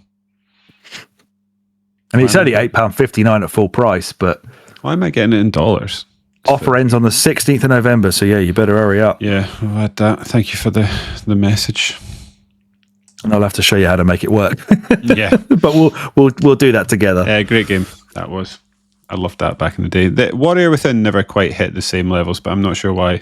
I just remember not liking it quite so much. That's the second one, right? What was the third one called? The Two Thrones? Two Thrones. I knew it had something to do with Is that the third one or the fourth one? I don't know what order they went in. Sands of Time's definitely the first, right? Yeah. I'm going to go Two Thrones because it's got a 2 in it. I don't know. Maybe did they do that back in the day? Forgotten Sand. No, yeah, Two Thrones. Yeah, Two Thrones. Then the 2008 one that was just called Prince of Persia, where you couldn't die, which was fucking stupid. Oh yeah, because you had that little girl with you who was just running around. Cell shaded as well. Yeah. Which I wonder if Forgotten Sands looks better these days. That game looks great. Yeah, it looked amazing at the time. I remember I finished that one. Yeah, I did as well. And it's one of those that it's a bit like my other favourite game. It ends on a cliffhanger and that's what annoyed me about the game, is to actually get the full story you've got to buy the DLC. So they make you buy a full price game and then don't give you the ending. But I actually I got Warrior Within first. I never actually got Sands of Time when it first came out. I remember hearing how great it was, and then Warrior Within came out, and because it was the newer one, I was like, yeah, I'll just get that instead. And I actually really liked that. I didn't really have a problem with him being a bit emo. I mean, it's still got an 83 on Metacritic, so, you know, people didn't hate it that much. Still good. Yeah, that's another thing I might have to start looking into playing all of them again. Yeah, especially if you just said the other one's like a couple of quid. Yeah. So that's my number 7. You can get what is your number 6? You can get the original new trilogy. I don't know how you just say that, but on GOG for $7. But I don't know what that is, and I don't know why it's giving me dollars. Yeah, it's not taking you to the NGB version, is it? No, not sure why. Because I'm signed in as well. Very odd. What are you saying? You can get Prince of Persia. There's like a bundle that's got 4 games in it for $7. Yeah, £5.69, mate. I don't know what you might as well get that in the bundle. Sands of Time, Warrior Within, Two Thrones, and the 2008 one. Yeah, that's great. £5.60. Fucking hell, man! Add to cart. That's not even as we said last episode. You could that's less than a pint. Yeah, yeah. 4 bangers, 3 bangers, and the 2008 one that looks nice. Yeah, that will last you probably like 60 hours. Yeah, game like you drink a pint for 60 hours. See how many people commit you. I was thinking I was driving home from the gym tonight, and I don't know why, but it's because I was listening to a podcast and they were talking about how well the Switch 2's done. And I'm just like, oh, that's great for the Switch 2. I do wish I had one. But then I was thinking, like, I was still having my huff about £80 games, and I'm just like, it's funny that I made this arbitrary rule for myself that I'm not spending £80 on a game, and I've actually, like, you're right, like, see, for Bang versus Buck, if you don't want to, you don't have to these days. You just don't have to. There's so many good games going about for next to nothing. Yeah, I mean, £1.79. That's not even a bottle of Coke. So I got charged £3.30 for a fucking can of Coke from a Turkish the other day. That's 2 Prince of Persias, you wankers. That's what I should have said. Do you not know I can get Sands of Time and Warrior Within for this price, mate? This better be the best Dr. Pepper I've ever had. I like that new Dr. Pepper. Whatever that is. There's like a new one. Oh, Cherry Crush. Yeah, that's good. Yeah, that's the shit, innit? Yeah. Don't you love, like, God bless those immigrants who run the post offices with the weird fucking Dr. Peppers. There's so many good ones that you can get in my post office. Oh, is there? Because you can't get them in any supermarkets, but because they're probably not legally allowed to sell them unless they stick a sticker over the language on the back to make it all English so you can read the nutritional information. There's like Dr. Pepper and cream soda. There's great. I've had loads of them. There's like a blackberry one. Dr. Pepper, and like it's only recent that you got that, because I used to like it, but I never used to drink it because the only Dr. Pepper you could get was like the full fat, all the sugar Dr. Pepper. Yeah, it's fairly zeros. They've just brought zero out. Fairly. Yeah, one of the best. It's probably the second best sugar-free version of any drink after Iron Brew. What's it called? Max? What's it called? Not Max. What am I talking about? They don't do that in this country anymore. It's just full fat Iron Brew or nothing. I'm really upset by that. You get 3 types up here. You get the Iron Brew Extra, which is the one you were talking about. That's the one. You get Iron Brew and you get Iron Brew Light or whatever. Diet. Yeah. Yeah. Iron Brew Extra is so good. Yeah, it's for a sugar-free version. Yeah. Do you know what I wish? What the fuck are we talking about? Talking about foreign muck. What I wish they would do is bring the selection of Kit Kats to the UK that you get abroad. Oh yeah, you just get normal Kit Kats basically. Yeah, they've got some hazelnut ones at my work now in the canteen. Yeah, but I do like the matcha green tea ones or whatever it is that you can get from Asia. So up in Scotland, Dubai chocolate has become a craze. Is that a thing in England as well? No, well it might be, but I certainly haven't heard anything about it. So it's basically just chocolate with, I don't know, shredded wheat in it or something. It's weird. It's quite nice, but it's ridiculously expensive. You can make a damn good chocolate with shredded wheat in it. You can make a damn good Kit Kat out of that. Anyway, I'm gonna have to buy Iron Brew Extra from Amazon now. Fucking hell. Do you want me to tell you my 6th favourite game on the I would love for you to do that.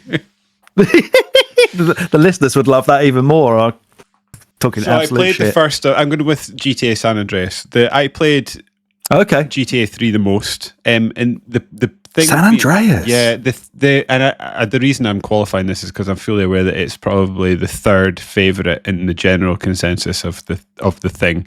You think? Yeah, I would say so. I think Vice City seems to be the one that everybody likes. But I had like sickened myself of Grand Theft Auto by the time Vice City came out. So I played it, but it just never jived with me beyond going fast on a motorbike listening to Gold. Is it? What was that song? Yeah. And that was it.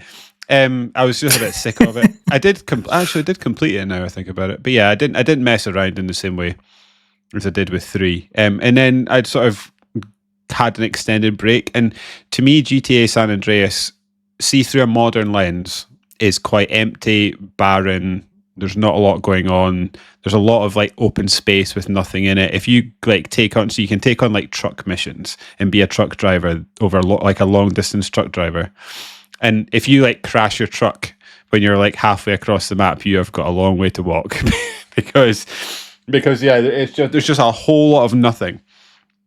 However, like in my mind, when it came out, GTA San Andreas was a game that it was like a kid in the bedroom had gone, "What do you want GTA to be?" And they'd just be like, "I want a whole state." And they're like, "Okay, let's do it." And then so you can get fat.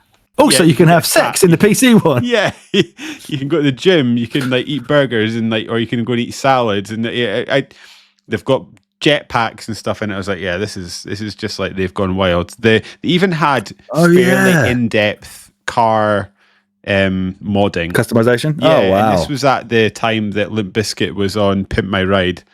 So it was just a cool. I used to like just like stealing the equivalent of Land Rover in that game and just absolutely pimping the life out of it. It was just Pimp My Rider was actually outrageous. That's it. The stuff that they put in those cars was so fucking good. Yeah. Hey, this guy likes playing pool, so we put a pool table in the back of his car. Like, did you really? Why? I am fairly sure. Cheers, Exhibit. The main antagonist for GTA San Andreas was Samuel L. Jackson as well, which again, an outrageous get.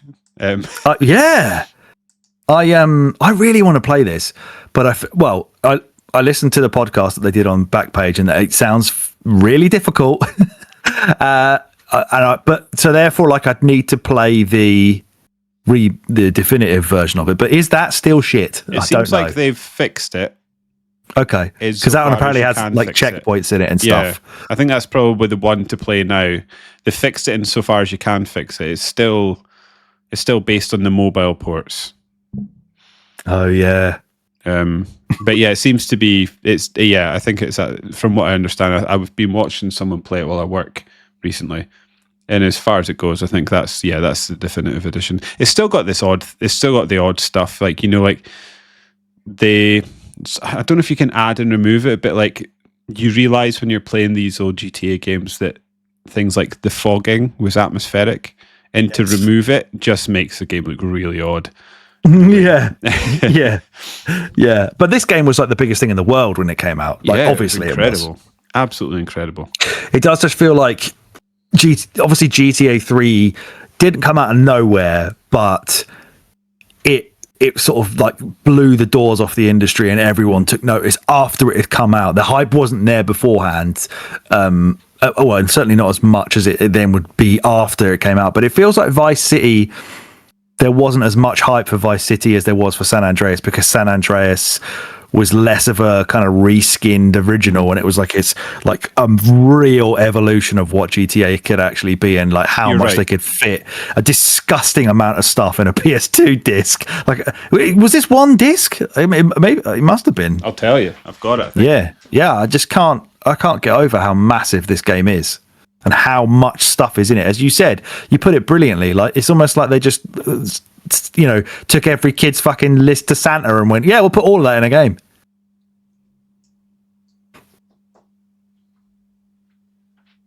I don't know what's happened. I did own them. They've gone.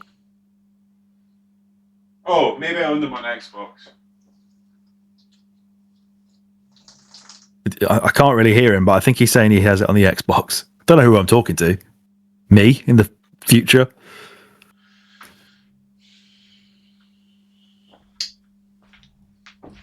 Yeah, I've confused myself. I have distinct memories of going out and deliberately buying all the GTA games, and they aren't there. So I don't know what's happened. You're not in another flood that you haven't realised, have you? Maybe I'm remembering buying them pre-flood, so pre-flood. I don't have them anymore. Just like the best bit of Halo, all of it's better pre-flood. How many discs GTA? I think it is. I can't. Yeah, I'm going to be astonished if this is one disc, but it probably is. Yeah, a single DVD. Unbelievable. Yeah, you're right. That is incredible. What an achievement. I need to play this at some point. The PC release appears to have come in multiple discs. However, the console versions are all one disc. Okay, fair enough. Maybe that's the place to buy it. Maybe how much is it on Steam these days? I bet you that would be a good deck game, just to add to my list of never-ending deck games that I want. that you won't play. That I'll never get to.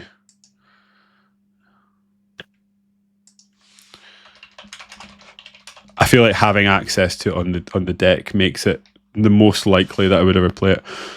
Yeah. Oh, disgusting. Absolutely disgusting, mate. For a game that is, 20 odd years old? They're all being sold separately for 24 quid. Nah, fuck off. It's not worth it. No, thank you. I still type in CD keys, even though it's not called that anymore. GTA San Andreas. What?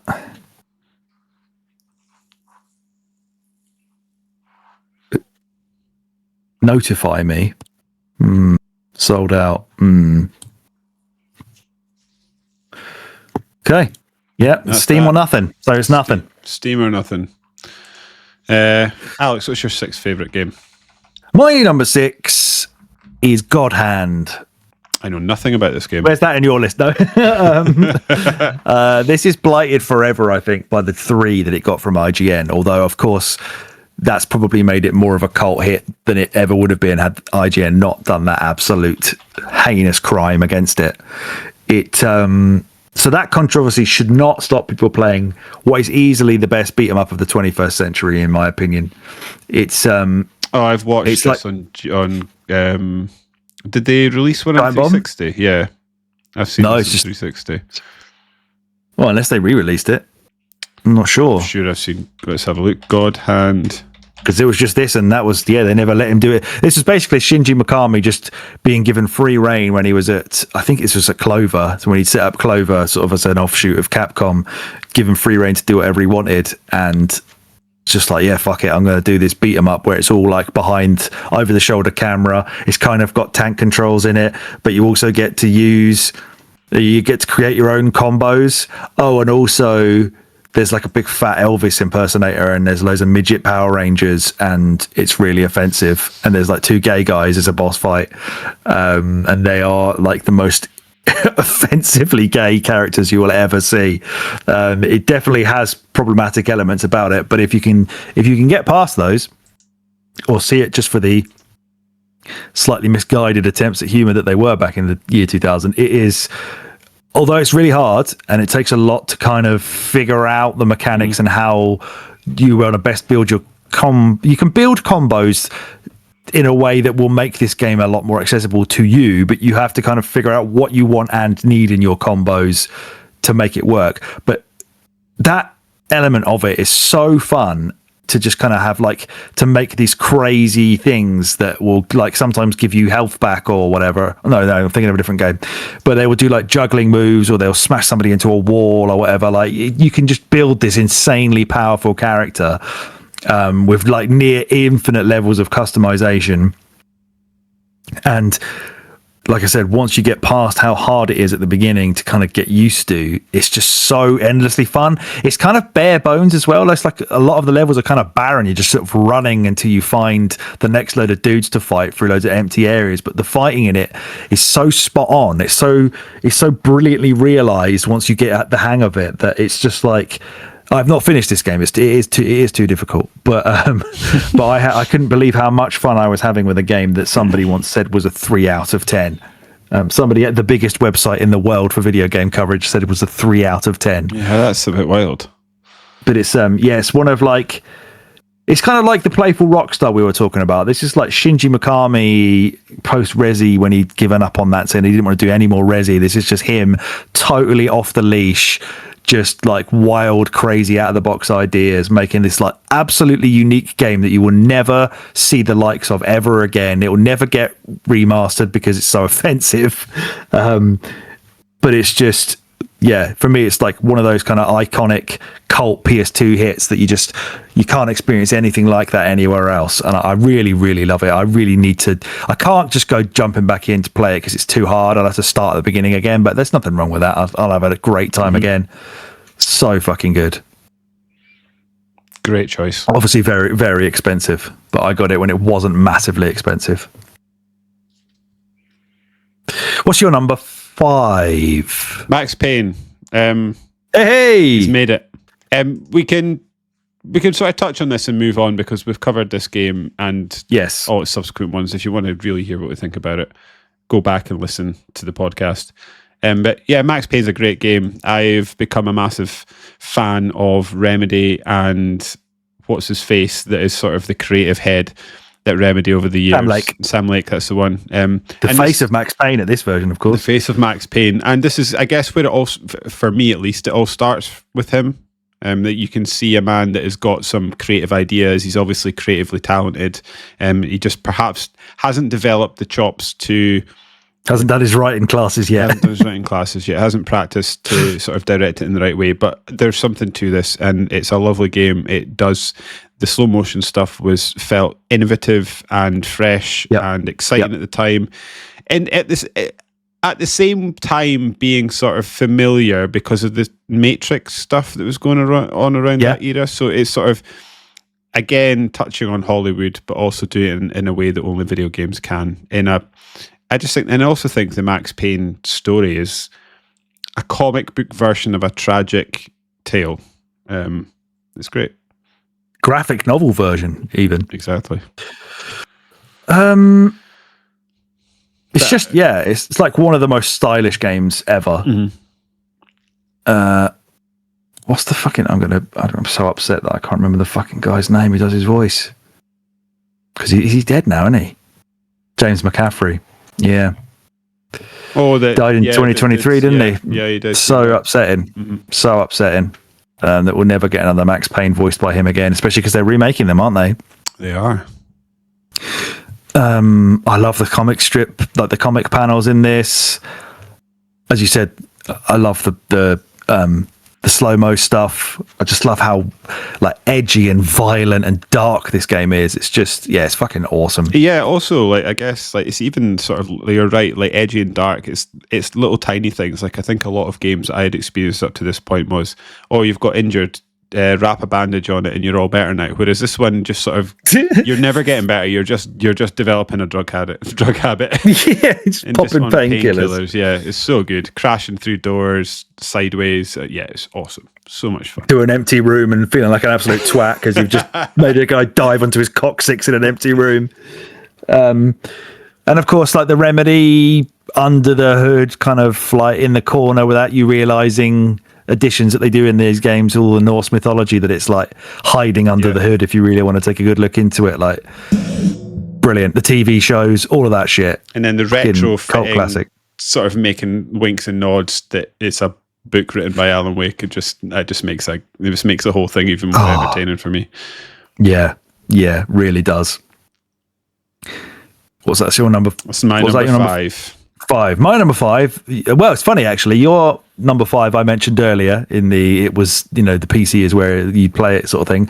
My number 5 you mentioned earlier. It's Burnout 3 Takedown. Is that in your list at all? Great. It's not made my list, no, but I'm glad you mentioned it because it was certainly on the list as like I want to make a space for this. Yeah, I had to have some racing games in there. And I definitely had to have this one because, again, well documented that racing games need to be arcadey for me to really get into them. I'm not a massive sim racing guy, so Burnout 3 is like the ultimate arcade racer with proper big boy cars in it. Oh god, fucking painkillers making me drowsy. All right, Max. This is another one that I played in the run up to this podcast, stuck it on the emulator, runs like an absolute dream. Just so ridiculously fun. Every mode in this game is brilliant. Like the races are good fun, obviously, because there's an element of you smash somebody into a wall, you then get the double boost power to get faster and get more of a chance at winning the race. The crash challenges are still hilariously fun. Crash challenges is mostly what I played from these games. Just them over and over and over again. Yeah, trying to get a bigger and bigger score and doing the slow motion after touch thing where you could, like, after you've crashed, you slow it down. You can kind of aim your car for stuff oncoming. And then you had the, what was it called? I can't remember what it was called now. The button, you could basically press R2. It's like the super crash where you just explode at the end and blow up buses and all that kind of shit. Some of the crashes and stuff will actually make the game suffer a bit of slowdown, but for a game with as much going on as it has, I couldn't believe how well it still runs. Yep. And I tried last year, I think, to play Burnout Paradise. It might have even been this year. And I remember feeling that Burnout Paradise, in the new game that's just been released by the developers of Burnout Paradise. Oh, what is it? Is it an open world one again? It was after they left EA. It's not Dangerous Driving because they did all of that stuff, didn't they? Is it Recreation? It's called or something like that. Oh, I've not heard of that. I'll send you. Find that. Yeah, send me the link. But something about the open world stuff of Burnout Paradise kind of bummed me out. Like, I obviously maybe a bit of open world fatigue, but it just felt like a little bit too much fucking about with little tiny challenges and too much effort to get to the good stuff. This game is so streamlined where it's just like, right, here's your next thing. Do you want to go to this part of the map and do this race here? Or do you want to click on this part of the map and do a takeout challenge or whatever, where you got to kill 5 enemies in the time frame or whatever? Just like, so streamlined to just get you straight to the action. No filler in it at all. It is, it's just like, the handling is probably, there are games that handle better than this, but once you get the kind of the drifting down and you've got, you're boosting into oncoming traffic and weaving in and out of these like fucking trucks that would smash you into pieces, it's amazing. It feels so exhilarating, and it can be frustrating if you keep messing up like I do most of the time. But it's just like peak gaming when you're smashing people into walls and like careening through oncoming traffic at 200 miles an hour. Like, this is what gaming is all about. Games like this. And then it's got a really, really good soundtrack. It does. It's got like the best Fall Out Boy song. It's got, I mean, I don't like Atreyu, but I like it relative to video game soundtracks. It's got Motion City soundtrack, Newfound Glory, Bouncing Souls, From First to Last. Like, really, really good. Just an absolute like throwback to early 2000s good times, being young and just enjoying like smashing shit up and driving fast and listening to punk. Like, what a great game. What a great game. I'm so glad you put this in because it very nearly made my list. Can't believe it's not in yours. I expected it to be. Yeah. Until you said that earlier on in the episode, I thought, oh shit, he's not got Burnout in there. Oh, that looks interesting. But anyway, right, what is your number 4? Because we know mine is PES 6. Yeah, so I suspect we're coming back to this one later in your list. I've got Shadow of the Colossus at my number 4.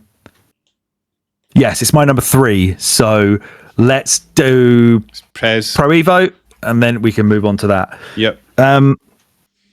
I'd actually dropped off football for a couple of years when PES 4 came out, because that's when I started to get into like playing guitar. This is something I've definitely told in this podcast as well already, where I was like getting more into music, and I was hanging out with my friends who were really into like heavy metal, and there was definitely a thing around where I lived where the dudes who were into metal really hated football. Like, they were so anti-sport, and they were so anti, like, towny, chavvy shit like sports. So I kind of spent all my time hanging out with them, and like my interest in football kind of waned just because of the people I was around. But then this PES 4 is what got me back into football, because a friend of mine that I worked with came around and was like, mate, you need to see what Pro Evo is like these days if you haven't played it for a couple of years.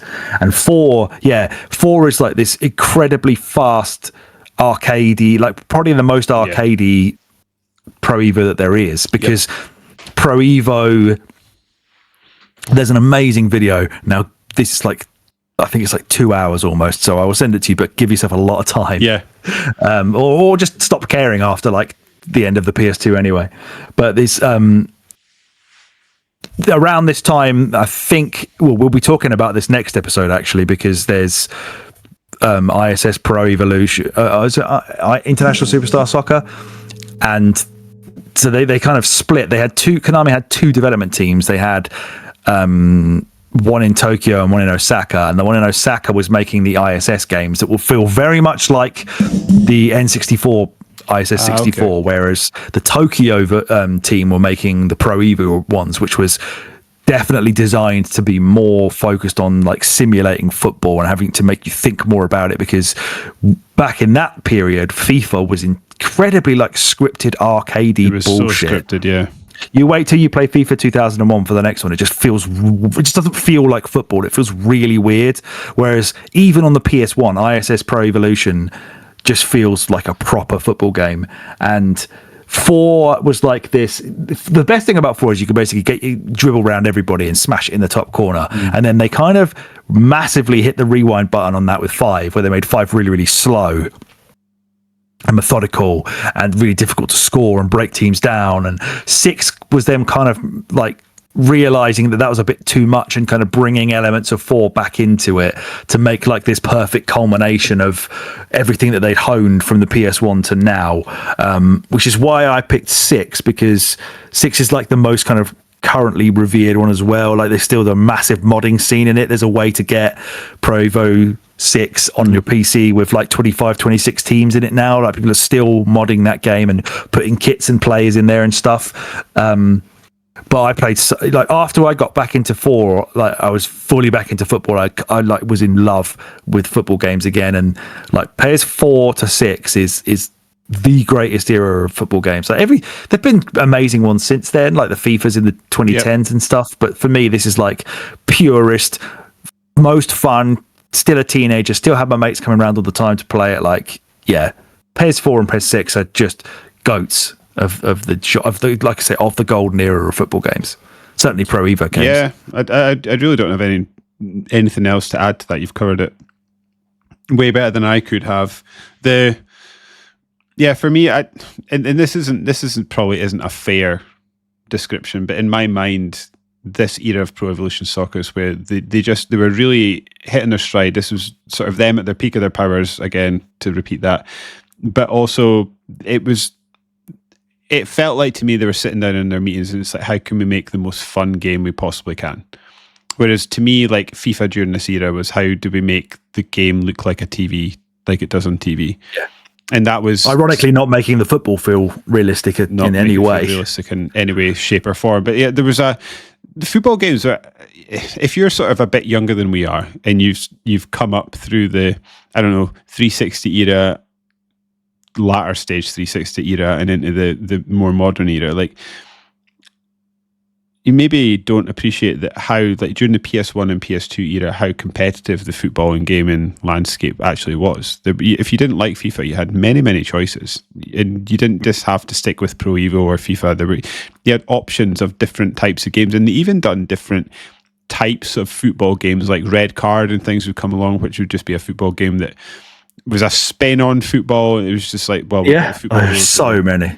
Yeah, so like I said, Konami were making 2 at the same time every year for 2 different teams, 2 different types of football game for different types of fans. Madness.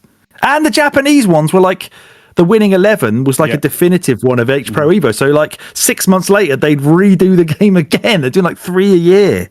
Absolutely insane. It's a shame that Pro Evo has become dead. E-football now. So, it's dead. Yeah, it's gone. But this was an era where just like sports games were amazing. They were just they for me, I think I'll always feel like they hit that sweet spot between realism and arcade. There was a tacticalness to it, but also a tactic. You could employ tactics to play the game. Yeah, yeah. However, you could also do the silly stuff like dribble around people and smash it in the corner from ridiculous distances and stuff like that. So, great time to be a sports fan. Yeah. I'll tell you one thing as well that pipped 6 over 4 for me, random selection matches. Do you remember those? No. You have to tell me about those. So they were just a one-on-one match where you'd get the computer, you could select a region of the world. You could select like Europe or South America, or you could select a league.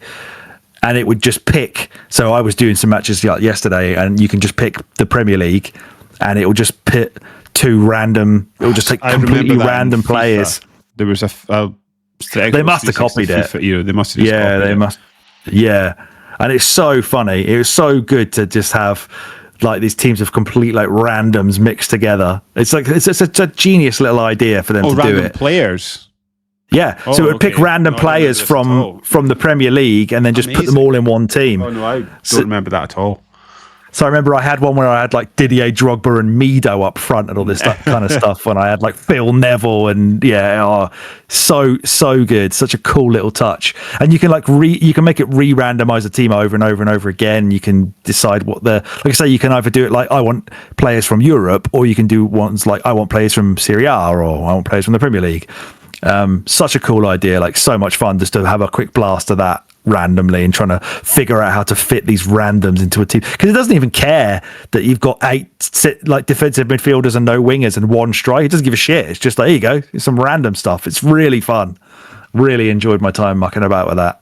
Me and my friends used to play the random selection matches all the time. And I used to play 6 well into the 360 era, because the 361 was fucking miles off the PS2 version. Again, we said it earlier for the wrestling games, they just seemed to strip it all back, and it just seemed to take a massive hit when it came to you couldn't even like change the kits and stuff, I think, in the PS6 on the 360. Whereas, there's a huge community around the modding of the kits and making them, like having to do all these kind of like weird shapes layered on top of each other to make a Nike tick on the boots, because Nike weren't allowed in the game. And they had a previous, I think it was Pro Evo, it was either 4 or 5, I think it was 5, where you could swap the shorts and the socks of the kits around. So you could like they do in the Premier League. So if Tottenham play away at Chelsea, they always have blue socks because Chelsea have white socks. And so Tottenham always have to change their sock colour. You could do that in one of the Pro Evo games, but apparently the kit manufacturers threw an absolute shit fit, saying, don't let people muck about with how our kits are supposed to look. These are our these are our intellectual properties. You are not allowed to change the colour of the shorts to the away shorts. Like they've never done it since, which is really a real shame, but it's such a cool little thing. They thought so much about it back in the day. Like these people cared so much about making football games back then and compared to now. It's probably because Seabass isn't there anymore, if you know who Seabass is. He's like Mr. Pro Evo. So good old Seabass. Named because he likes fishing. I can't remember what his actual name is. Seabass is all you need. Should we move on? Let's move on. Let's move on to Shadow of the Colossus, right? Shadow of the Colossus, yeah. I thought you said you'd not played this one. I guess you have. No, I've played this one, and I've played a little bit of Ico. Or Eco, however you say it. I think it's Eco because the Japanese would say E for the letter I, so I think it is Eco. I tried to play. So I initially tried to I came to this not on the PS2 but via the remasters. Was it PS3? They came out. It was my first experience. The double pack, yeah, and I got that, and I was like, I've got to play them in order. So I started playing Eco, and I was like, I can't be bothered running around holding this girl's hand all the time. yeah. Like, I've never played it. So I played a bit of that and then just sort of drifted away. And then I'd left it for a while, and I was like, I need to go, because Shadow of the Colossus is the one that people always talk about. And I just had a great time with it, absolutely lovely time with it. And in the sort of more distance I get from it, it makes me realize how ahead of its time and how many games still pull from this game even to this day. Couldn't agree more. Yeah, it's stunning by PS2 standards. I think it looks absolutely fantastic. Yeah, it's one of the best looking games on that system by a long way.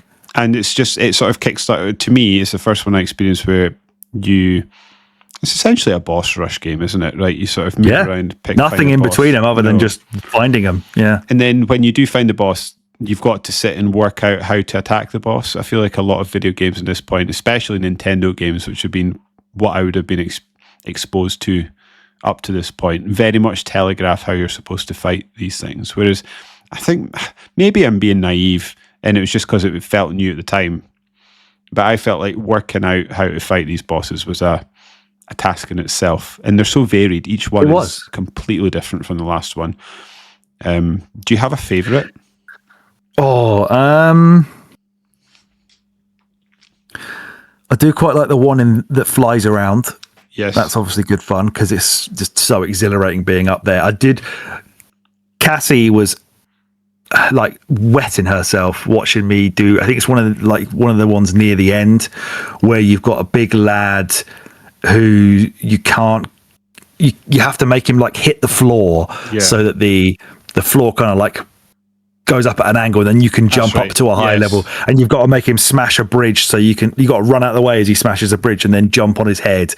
And talk about feeling like heroically epic, just plunging a blade into the head of a giant, like stories high monster. It's so funny because she came in and watched me play a bit of Ninja Gaiden 4 yesterday.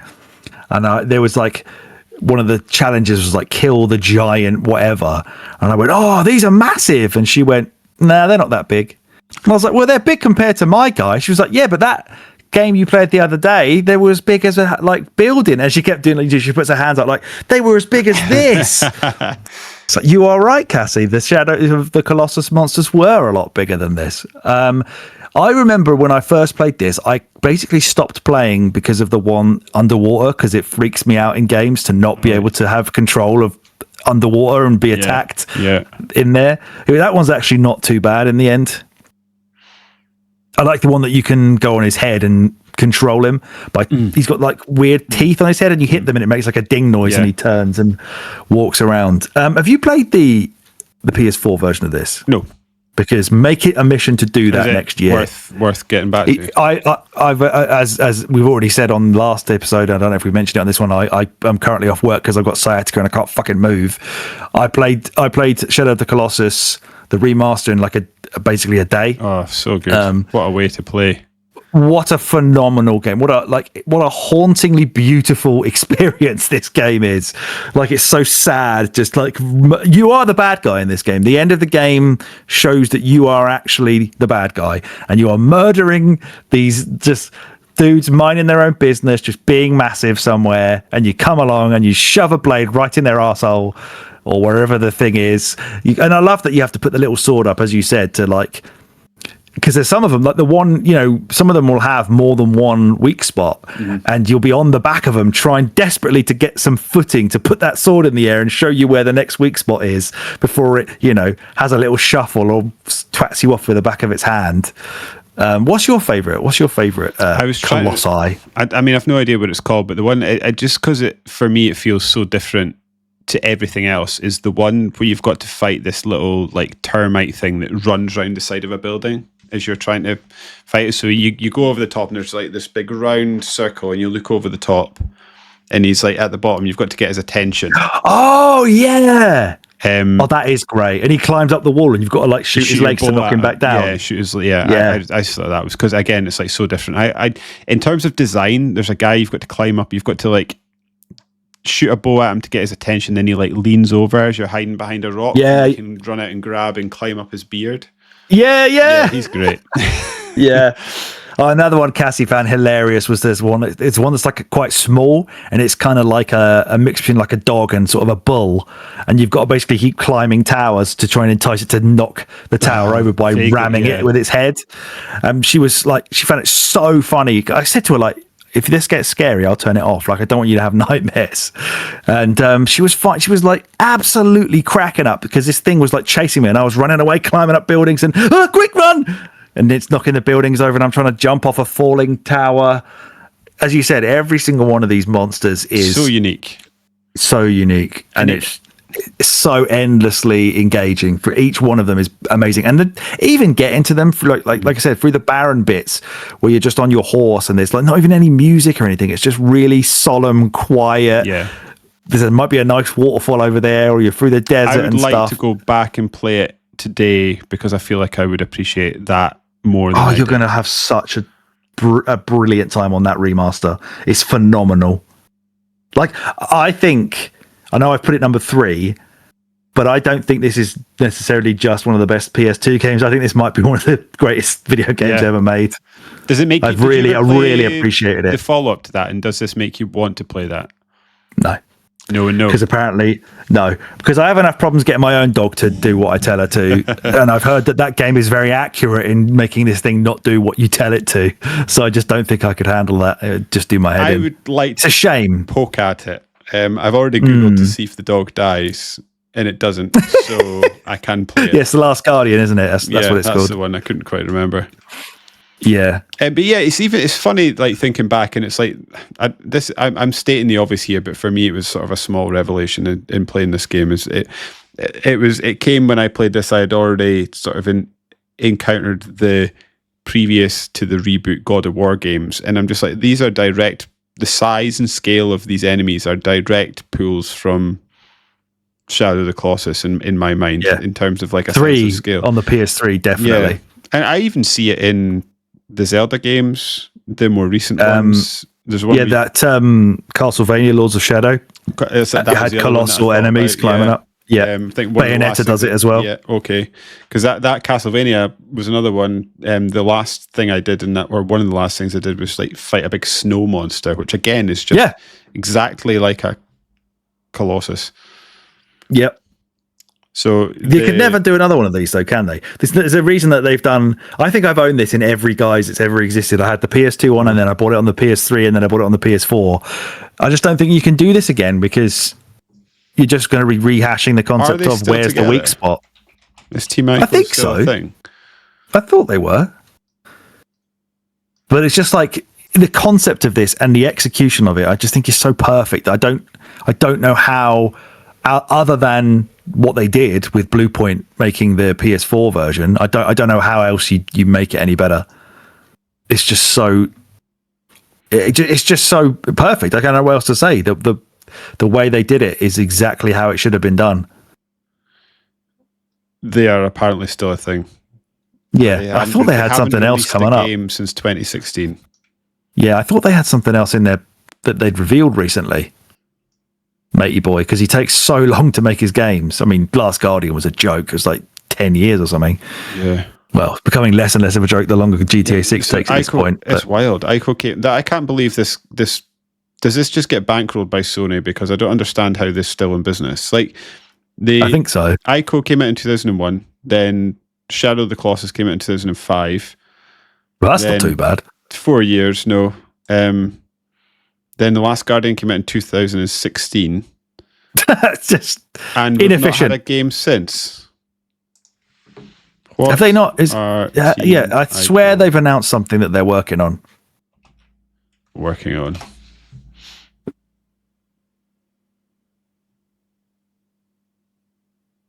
Okay, so the original Team Ico apparently was dissolved, but its creator Fumito Ueda, he now leads a new studio called Gen Design, which is working on a new untitled game.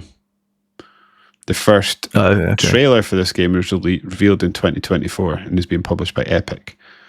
There we go. So I knew they'd had a trailer of it recently for something that he's doing. Here's the trailer.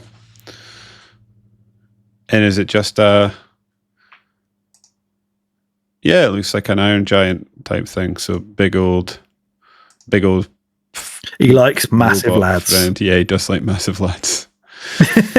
So that was your 3. My 3. Yes. Again, another game we don't need to go into too much detail about it because we podcasted about it, and I felt like this is a bit of a cheat because this is not the version of the game I played. But Resident Evil 4. It's your fault. I like Resident Evil games now. Yeah. And this is just cool.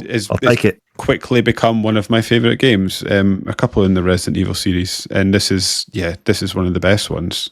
And if you really want to know what we think about it, again, go and check out the podcast. But this took a series that was, in my mind, still really good, but really modernized it and made it exciting in a way that Resident Evil hadn't been for a while. You got anything, Julie, you want to say about it? I mean, we did a really lengthy episode about it a couple of months ago. Both versions of this game. Both versions of this game. The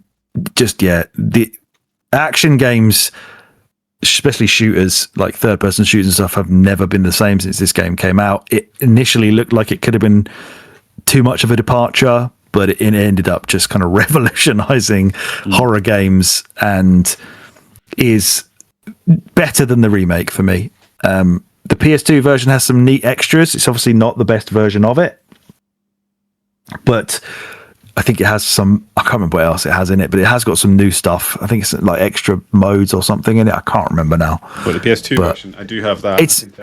It's well documented on here, which I think I've now said like 5 times on this episode, especially from our top 25 games of the century. This was my number 1. So I think I need to say no more than that. I just don't associate it personally with the PS2. This is why it was not in my list. But if it was, it would be number 1.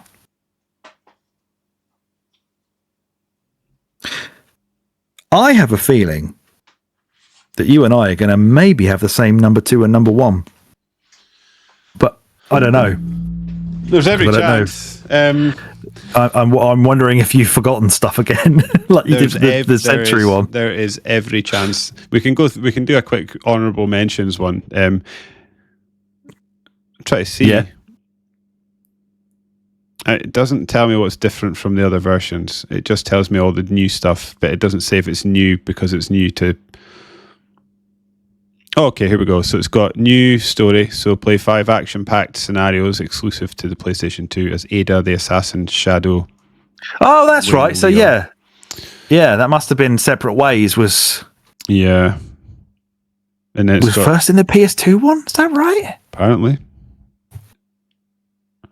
New gameplay, find and unlock new weapons and costumes that change the way you confront your fears. New insight, discover the secrets of the new Resident Evil world in Ada's report. An exclusive in-game multi-chapter document detailing all you'll need to know. So there's stuff to read for you. And new survival action, forget survival horror. This is Resident Evil redefined with more menacing enemies, intuitive controls, and intensive action-packed gameplay. So there you have it. And apparently I've got Time Crisis 2 on PS2. Didn't know I had that. Hey! So there Get your controller out. Get my controller out. My number 2, I guess. Yeah, unless you wanted to you said honourable mentions. Are we doing that before we do number 1, or are we just doing it right after? Okay, we could do some more. That maybe heightens the tension if we do some. Yeah, I think so, because then we'll find out if we've got the same top 2 or not, I think, by doing the honourables. I've got a few, so we'll just take turns and run through them. Indigo Prophecy should have I really wanted that to be on my list, but aka Fahrenheit, if you are... yes. Oh, I didn't know. I didn't realise you were that into Fahrenheit. It's the only David Cage game I like, and I think it's probably why I didn't ultimately make my list, because David Cage annoys me. He makes incoherent stories, but makes his video games based entirely around story. So, this is the best game he's ever made. It is a great game. I loved this when it came out, and there's that. The opening to this is just tension personified. Or dictionary definition of tension. Does a great job mopping up that body while the cops are coming. So good. There's a body. You're not sure why. The cops are coming, and you've just got to deal with it. You're right. Then you and then it's got like an old school sort of detective noir feel as you go to the diner to then try and speak to people. The vibes it's putting down are great. And then you're doing QTEs to fight angel statues, and then something's gone wrong. Exactly. Yeah, like all David Cage games, it loses its way. Yeah. Whether you're a man that's again having blackouts that it never reconciles, or a policeman effectively hunting yourself as a murderer but seemingly unaware. Where you hear his inside in a thought monologue where he doesn't know who the murderer is, but he does know that it's him.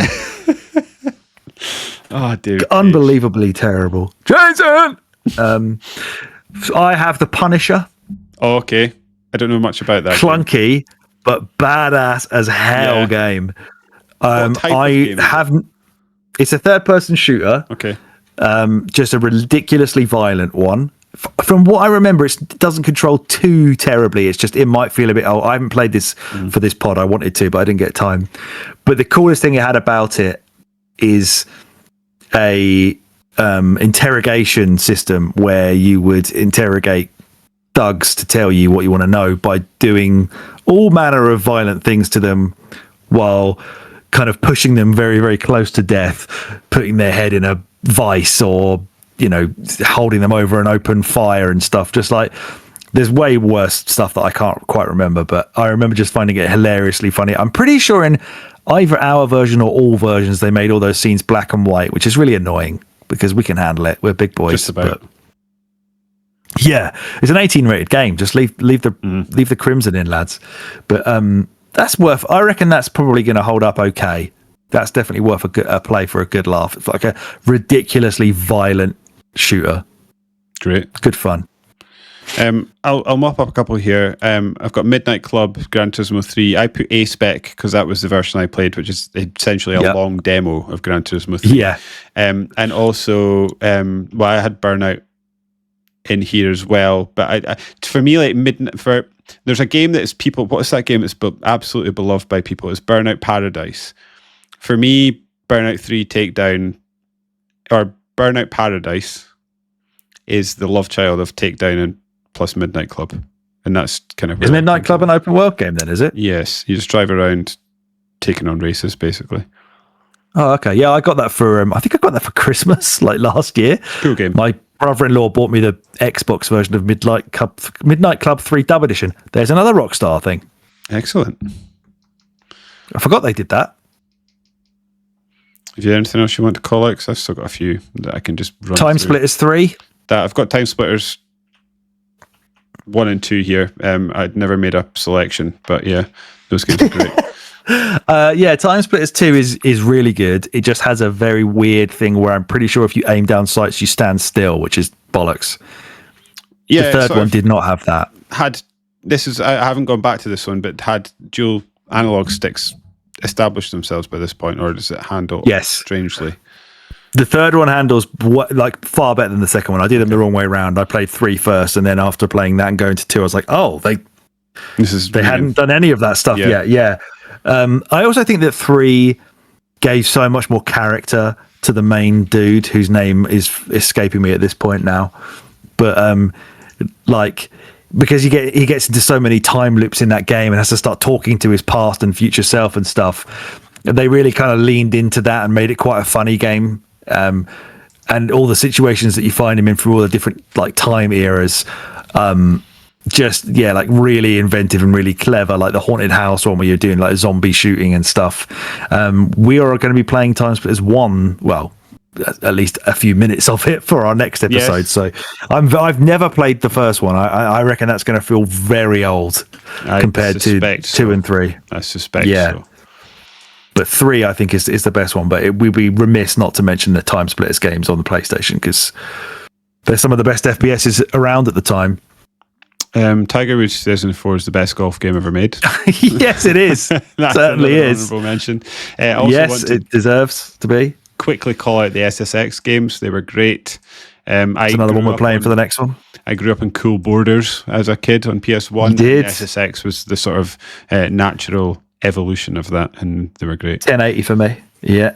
I've never played SSX. I've never played any of the SSXs. There's SSX, I'm very excited. And Tricky, I think. I think I've got 3. Is it not SSX, then Tricky, then 3? Is it? Okay. Yeah, I've got 3, I think, on my PS2, but I've never put it in the console. Classic. The God of War games, God of War 1 and 2, are worth a mention.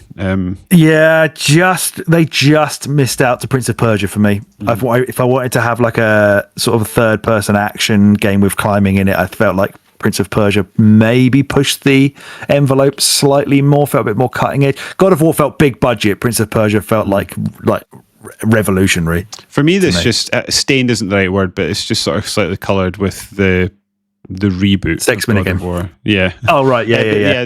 On 3, the sex minigame. I don't know. I think these are games that are great. 2 is often held up as one of the big, that and Shadow of the Colossus is like the big send off to the PlayStation 2 era. Yeah, which is why I've not actually played 2. It's another one I owned, but then because the 360 came out, It's already been out. I kind of dropped it and never went back to it. And I felt like if I'd had the time to play 2, it might have made my list, because I've played 1 recently. It's a very Alex game. It was fine. Yeah, it really is. Playing Ninja Gaiden has made me realise that these games are very much my bag. Yeah, they really are. What else have you got on your list? I've got Time Splitters 2. Oh, speaking of games like that, Onimusha 2, Samurai's Destiny. We played. Oh, yes. We never actually podded about it, but we did both play Onimusha Warlords, the remaster that they did a fair few years ago now. That obviously had more modern controls. So going back to Onimusha 2, you have to get used to the tank controls element of it. But in terms of the character that you're playing as, the narrative, this weird sort of like buddy system where you have to like give presents to these friends to then make them like you, and then they'll help you out later, and when they help you out you get to play as them. Combat is still fantastic. The only reason I didn't include this game in my top 10, I think, is because I can't do the final boss, so I'm really grouchy about it. But they're remastering Onimusha 2 soon. Everybody needs to be... They may have already done it, actually. but everyone should be excited by that because it's like better than the first Onimusha in every way. It's so good. It just it probably did need a bit of modernizing to make it as playable in 2025 because it can feel clunky when you first pick it up. You'll get used to it, but it's very much a Capcom 2000 game of 2000s game of the way those things control with the camera angles and all that kind of stuff. But if you get the hang of it, it's very, very rewarding. Just that I can't beat Nobunaga at the end. Really annoying. Son of a bitch. Yeah, he's a prick. I've only got one more. Okay, I want to call out the Lord of the Rings trilogy of games. Yes! Brilliant. I loved them at the time. I don't know how much I would like them today. They're quite simple. That might make you like them, though, right? It might make me like them. You're right. I was just unsure. We've got a March Movie Madness those games at some point and watch one of the Lord of the Rings, man. That is actually a great idea. It's a great shout.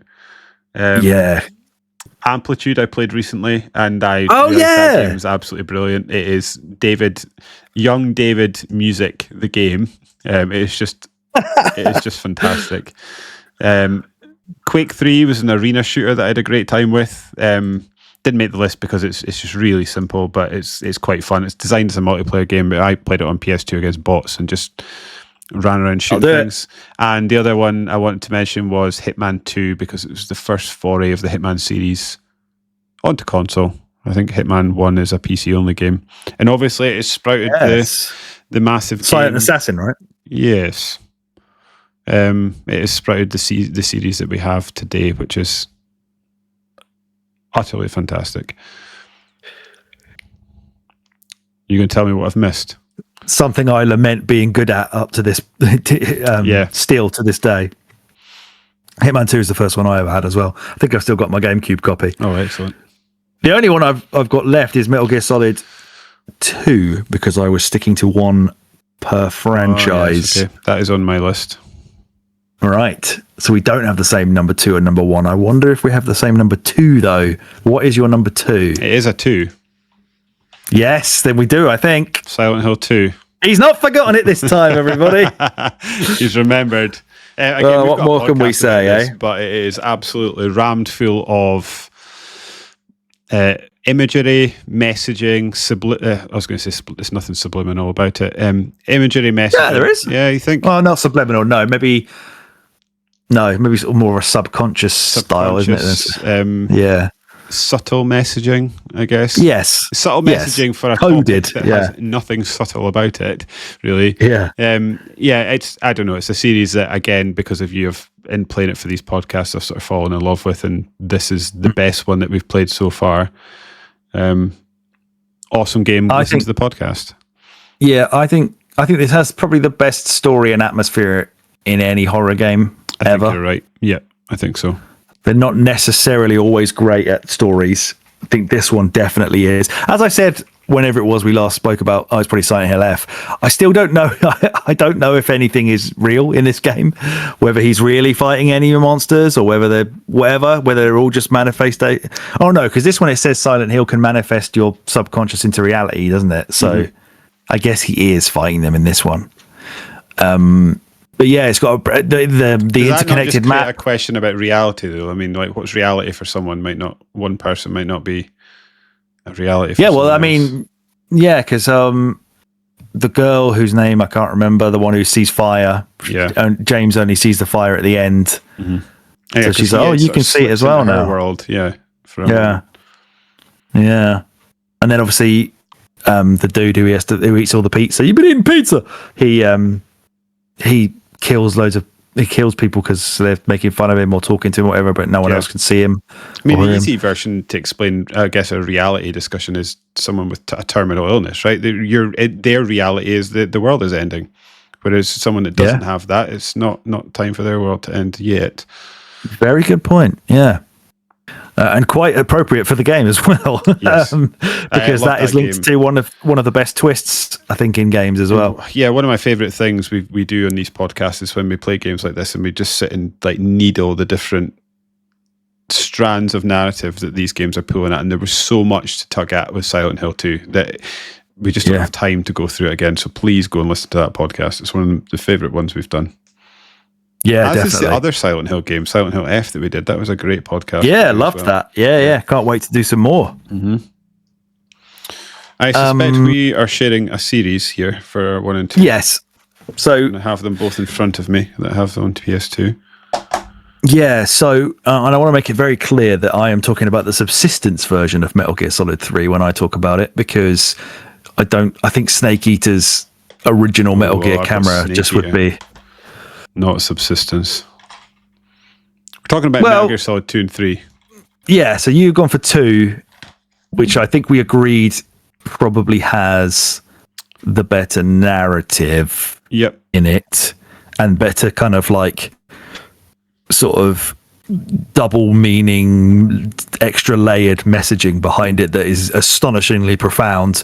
But for me, I think the gameplay in 3, the setting, all of that kind of stuff, and the gang of twats that you've got to deal with, the crew of enemies, I prefer in 3. But you could sometimes, I think you just throw a dartboard between 2 and 3, and I just love them both. And 1, I love all 3 of them so much. Yeah, I agree.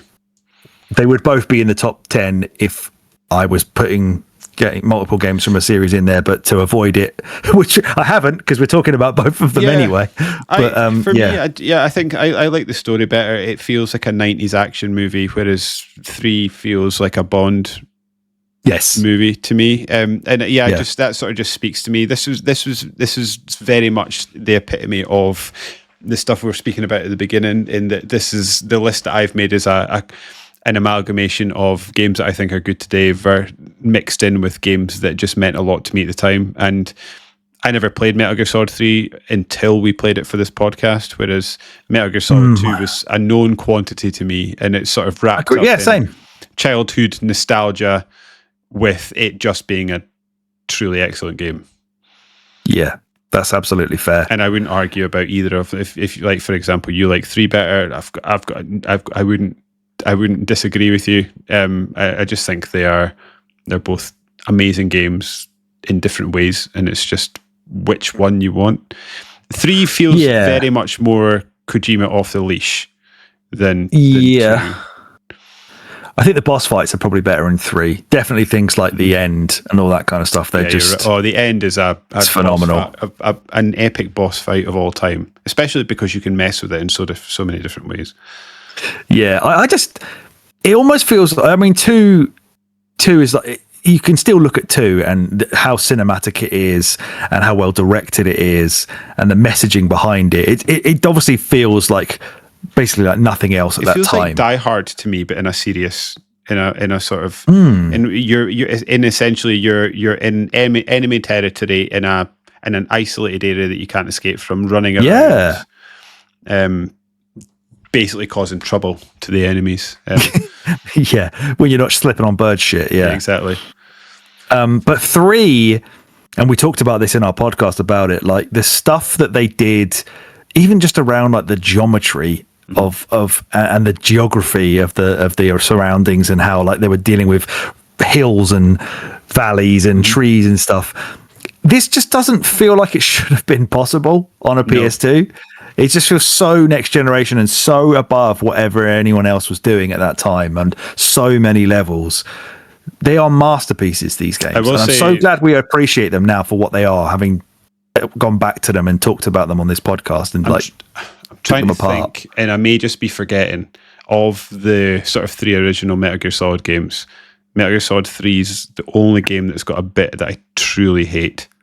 Yeah, I know the bit you mean. I can understand that's why you put 2 instead, because that bit where you can't stop being caught and she's with you hobbling along, bollocks. It's bad. Really awful. But yeah, you're right. The boss fights are not that the they're not bad in 2. They're not bad, and they don't lack convention. But there's a sort of conventional way to beat them, whereas I don't think there necessily is with many of the Metal Gear Solid 3 bosses. There is a selection of, and each one is as viable as the next. And yeah, it just lets you feel like I like it when you play a game and you think you've got one over on it, and Metal Gear Solid constantly gives you opportunities to do that. And I also like that I played through the game and there was stuff that just went completely over my head and came back. Yeah. Like the stuff with messing with is it the clock on your console to like wait out the end, and he just dies. You can also kill the end before you meet him, and then you just never encounter him.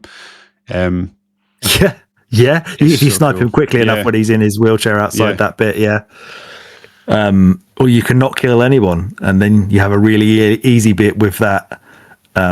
The sorrow or whatever it is. Whereas I had like 1,000 blokes endlessly shambling towards me as ghosts. It took like 10 minutes to do that section. Horrendous. I'm such a bad man. What a console. What a console. Oh, mate. When I was going to make my PS2 list, I was like, am I going to be able to get 10 games worth talking about? But then I started making the list. I was like, oh no, this is I always forget how good this console was. I think it was because I wasn't a proper adult when this console was around. I feel like I spent a lot of time not playing proper games on it. It's too much Pro Evo and SmackDown, Yeah, messing about with Pro Evo, SmackDown, Tony Hawk, and whatever else. Loads of racing games. Apologies to JRPG fans that, as David said earlier, that we haven't put any of them in this, and it's a console absolutely rammed with JRPGs of extremely high quality. I tried to play a bit of Shadow Hearts for this podcast. Not Kingdom Hearts or whatever the hell it's called. I feel like that's the sort of thing I'm going to play when Cassie's ready to take over a bit or something. Yeah. Shadow Hearts is like a survival horror JRPG. Not quite like Parasite Eve.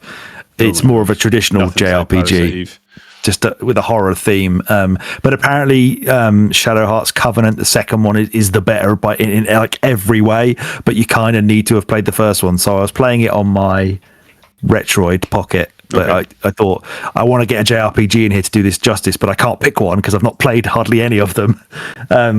I think probably Final Fantasy X. There you go, everyone. It's probably that in it. Probably. If you want one. But if we missed anything, you know where to go. At Winner Is You pod. What is it? At Winner Is You. Yeah. On Blue Sky and on Twitter. Just tell us what your favourite PS2 game is, what we got wrong. Yes. I'll give you a quick rundown of our games. So I'll go 10-1. I'll do my game, then Alex's game, just because that's how it's sitting in front of me.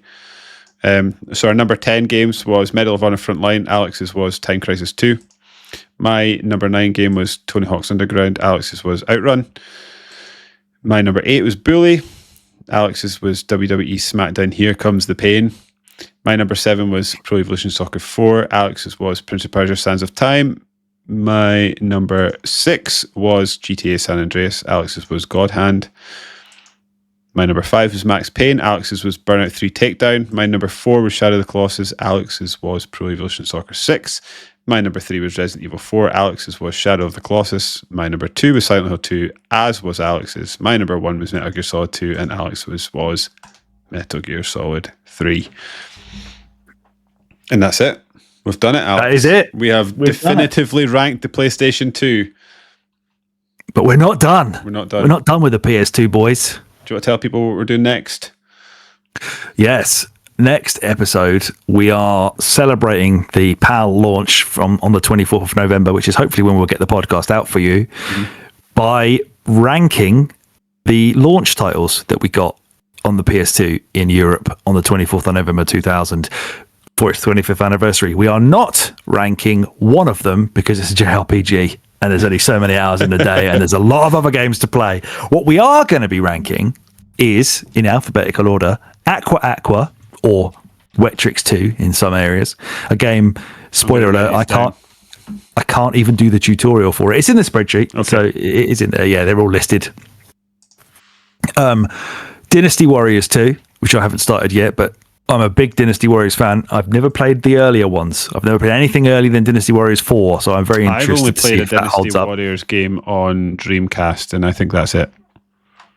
Is there one on Dreamcast? Is there one on Dreamcast? If I'm not remembering, maybe I've played a PS2 one. Maybe you have. Dynasty Warriors games. Is there one on Dreamcast?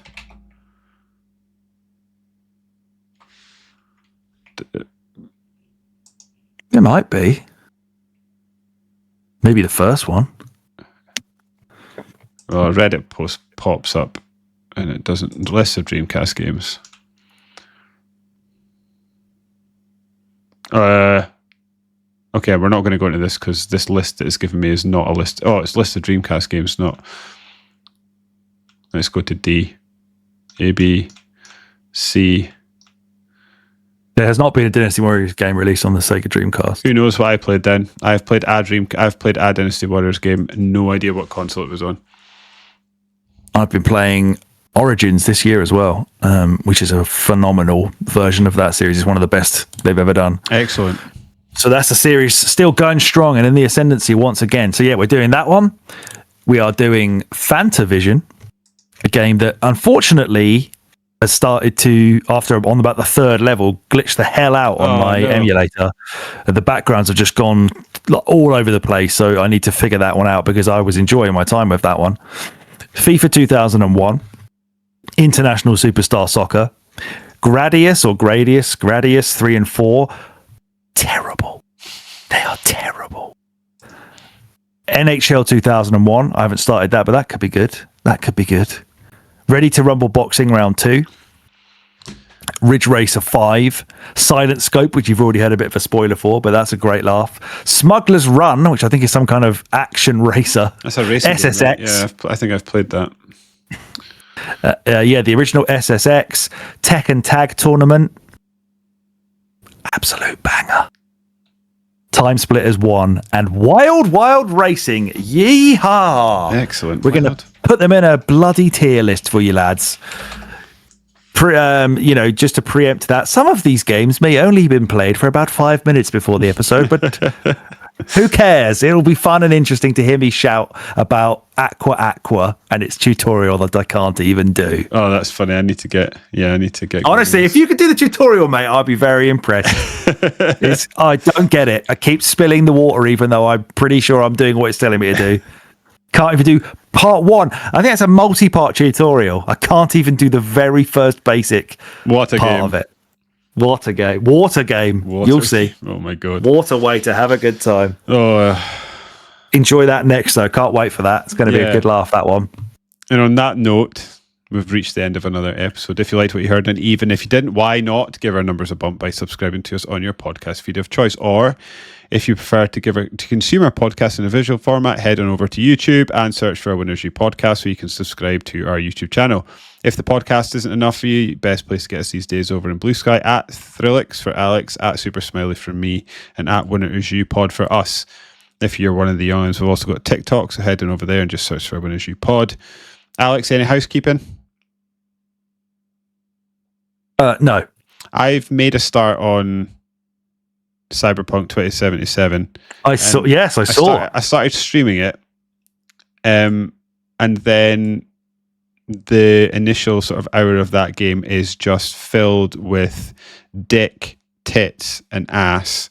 And I've played it, and now I don't know if I can upload this to YouTube like I normally do. Probably not.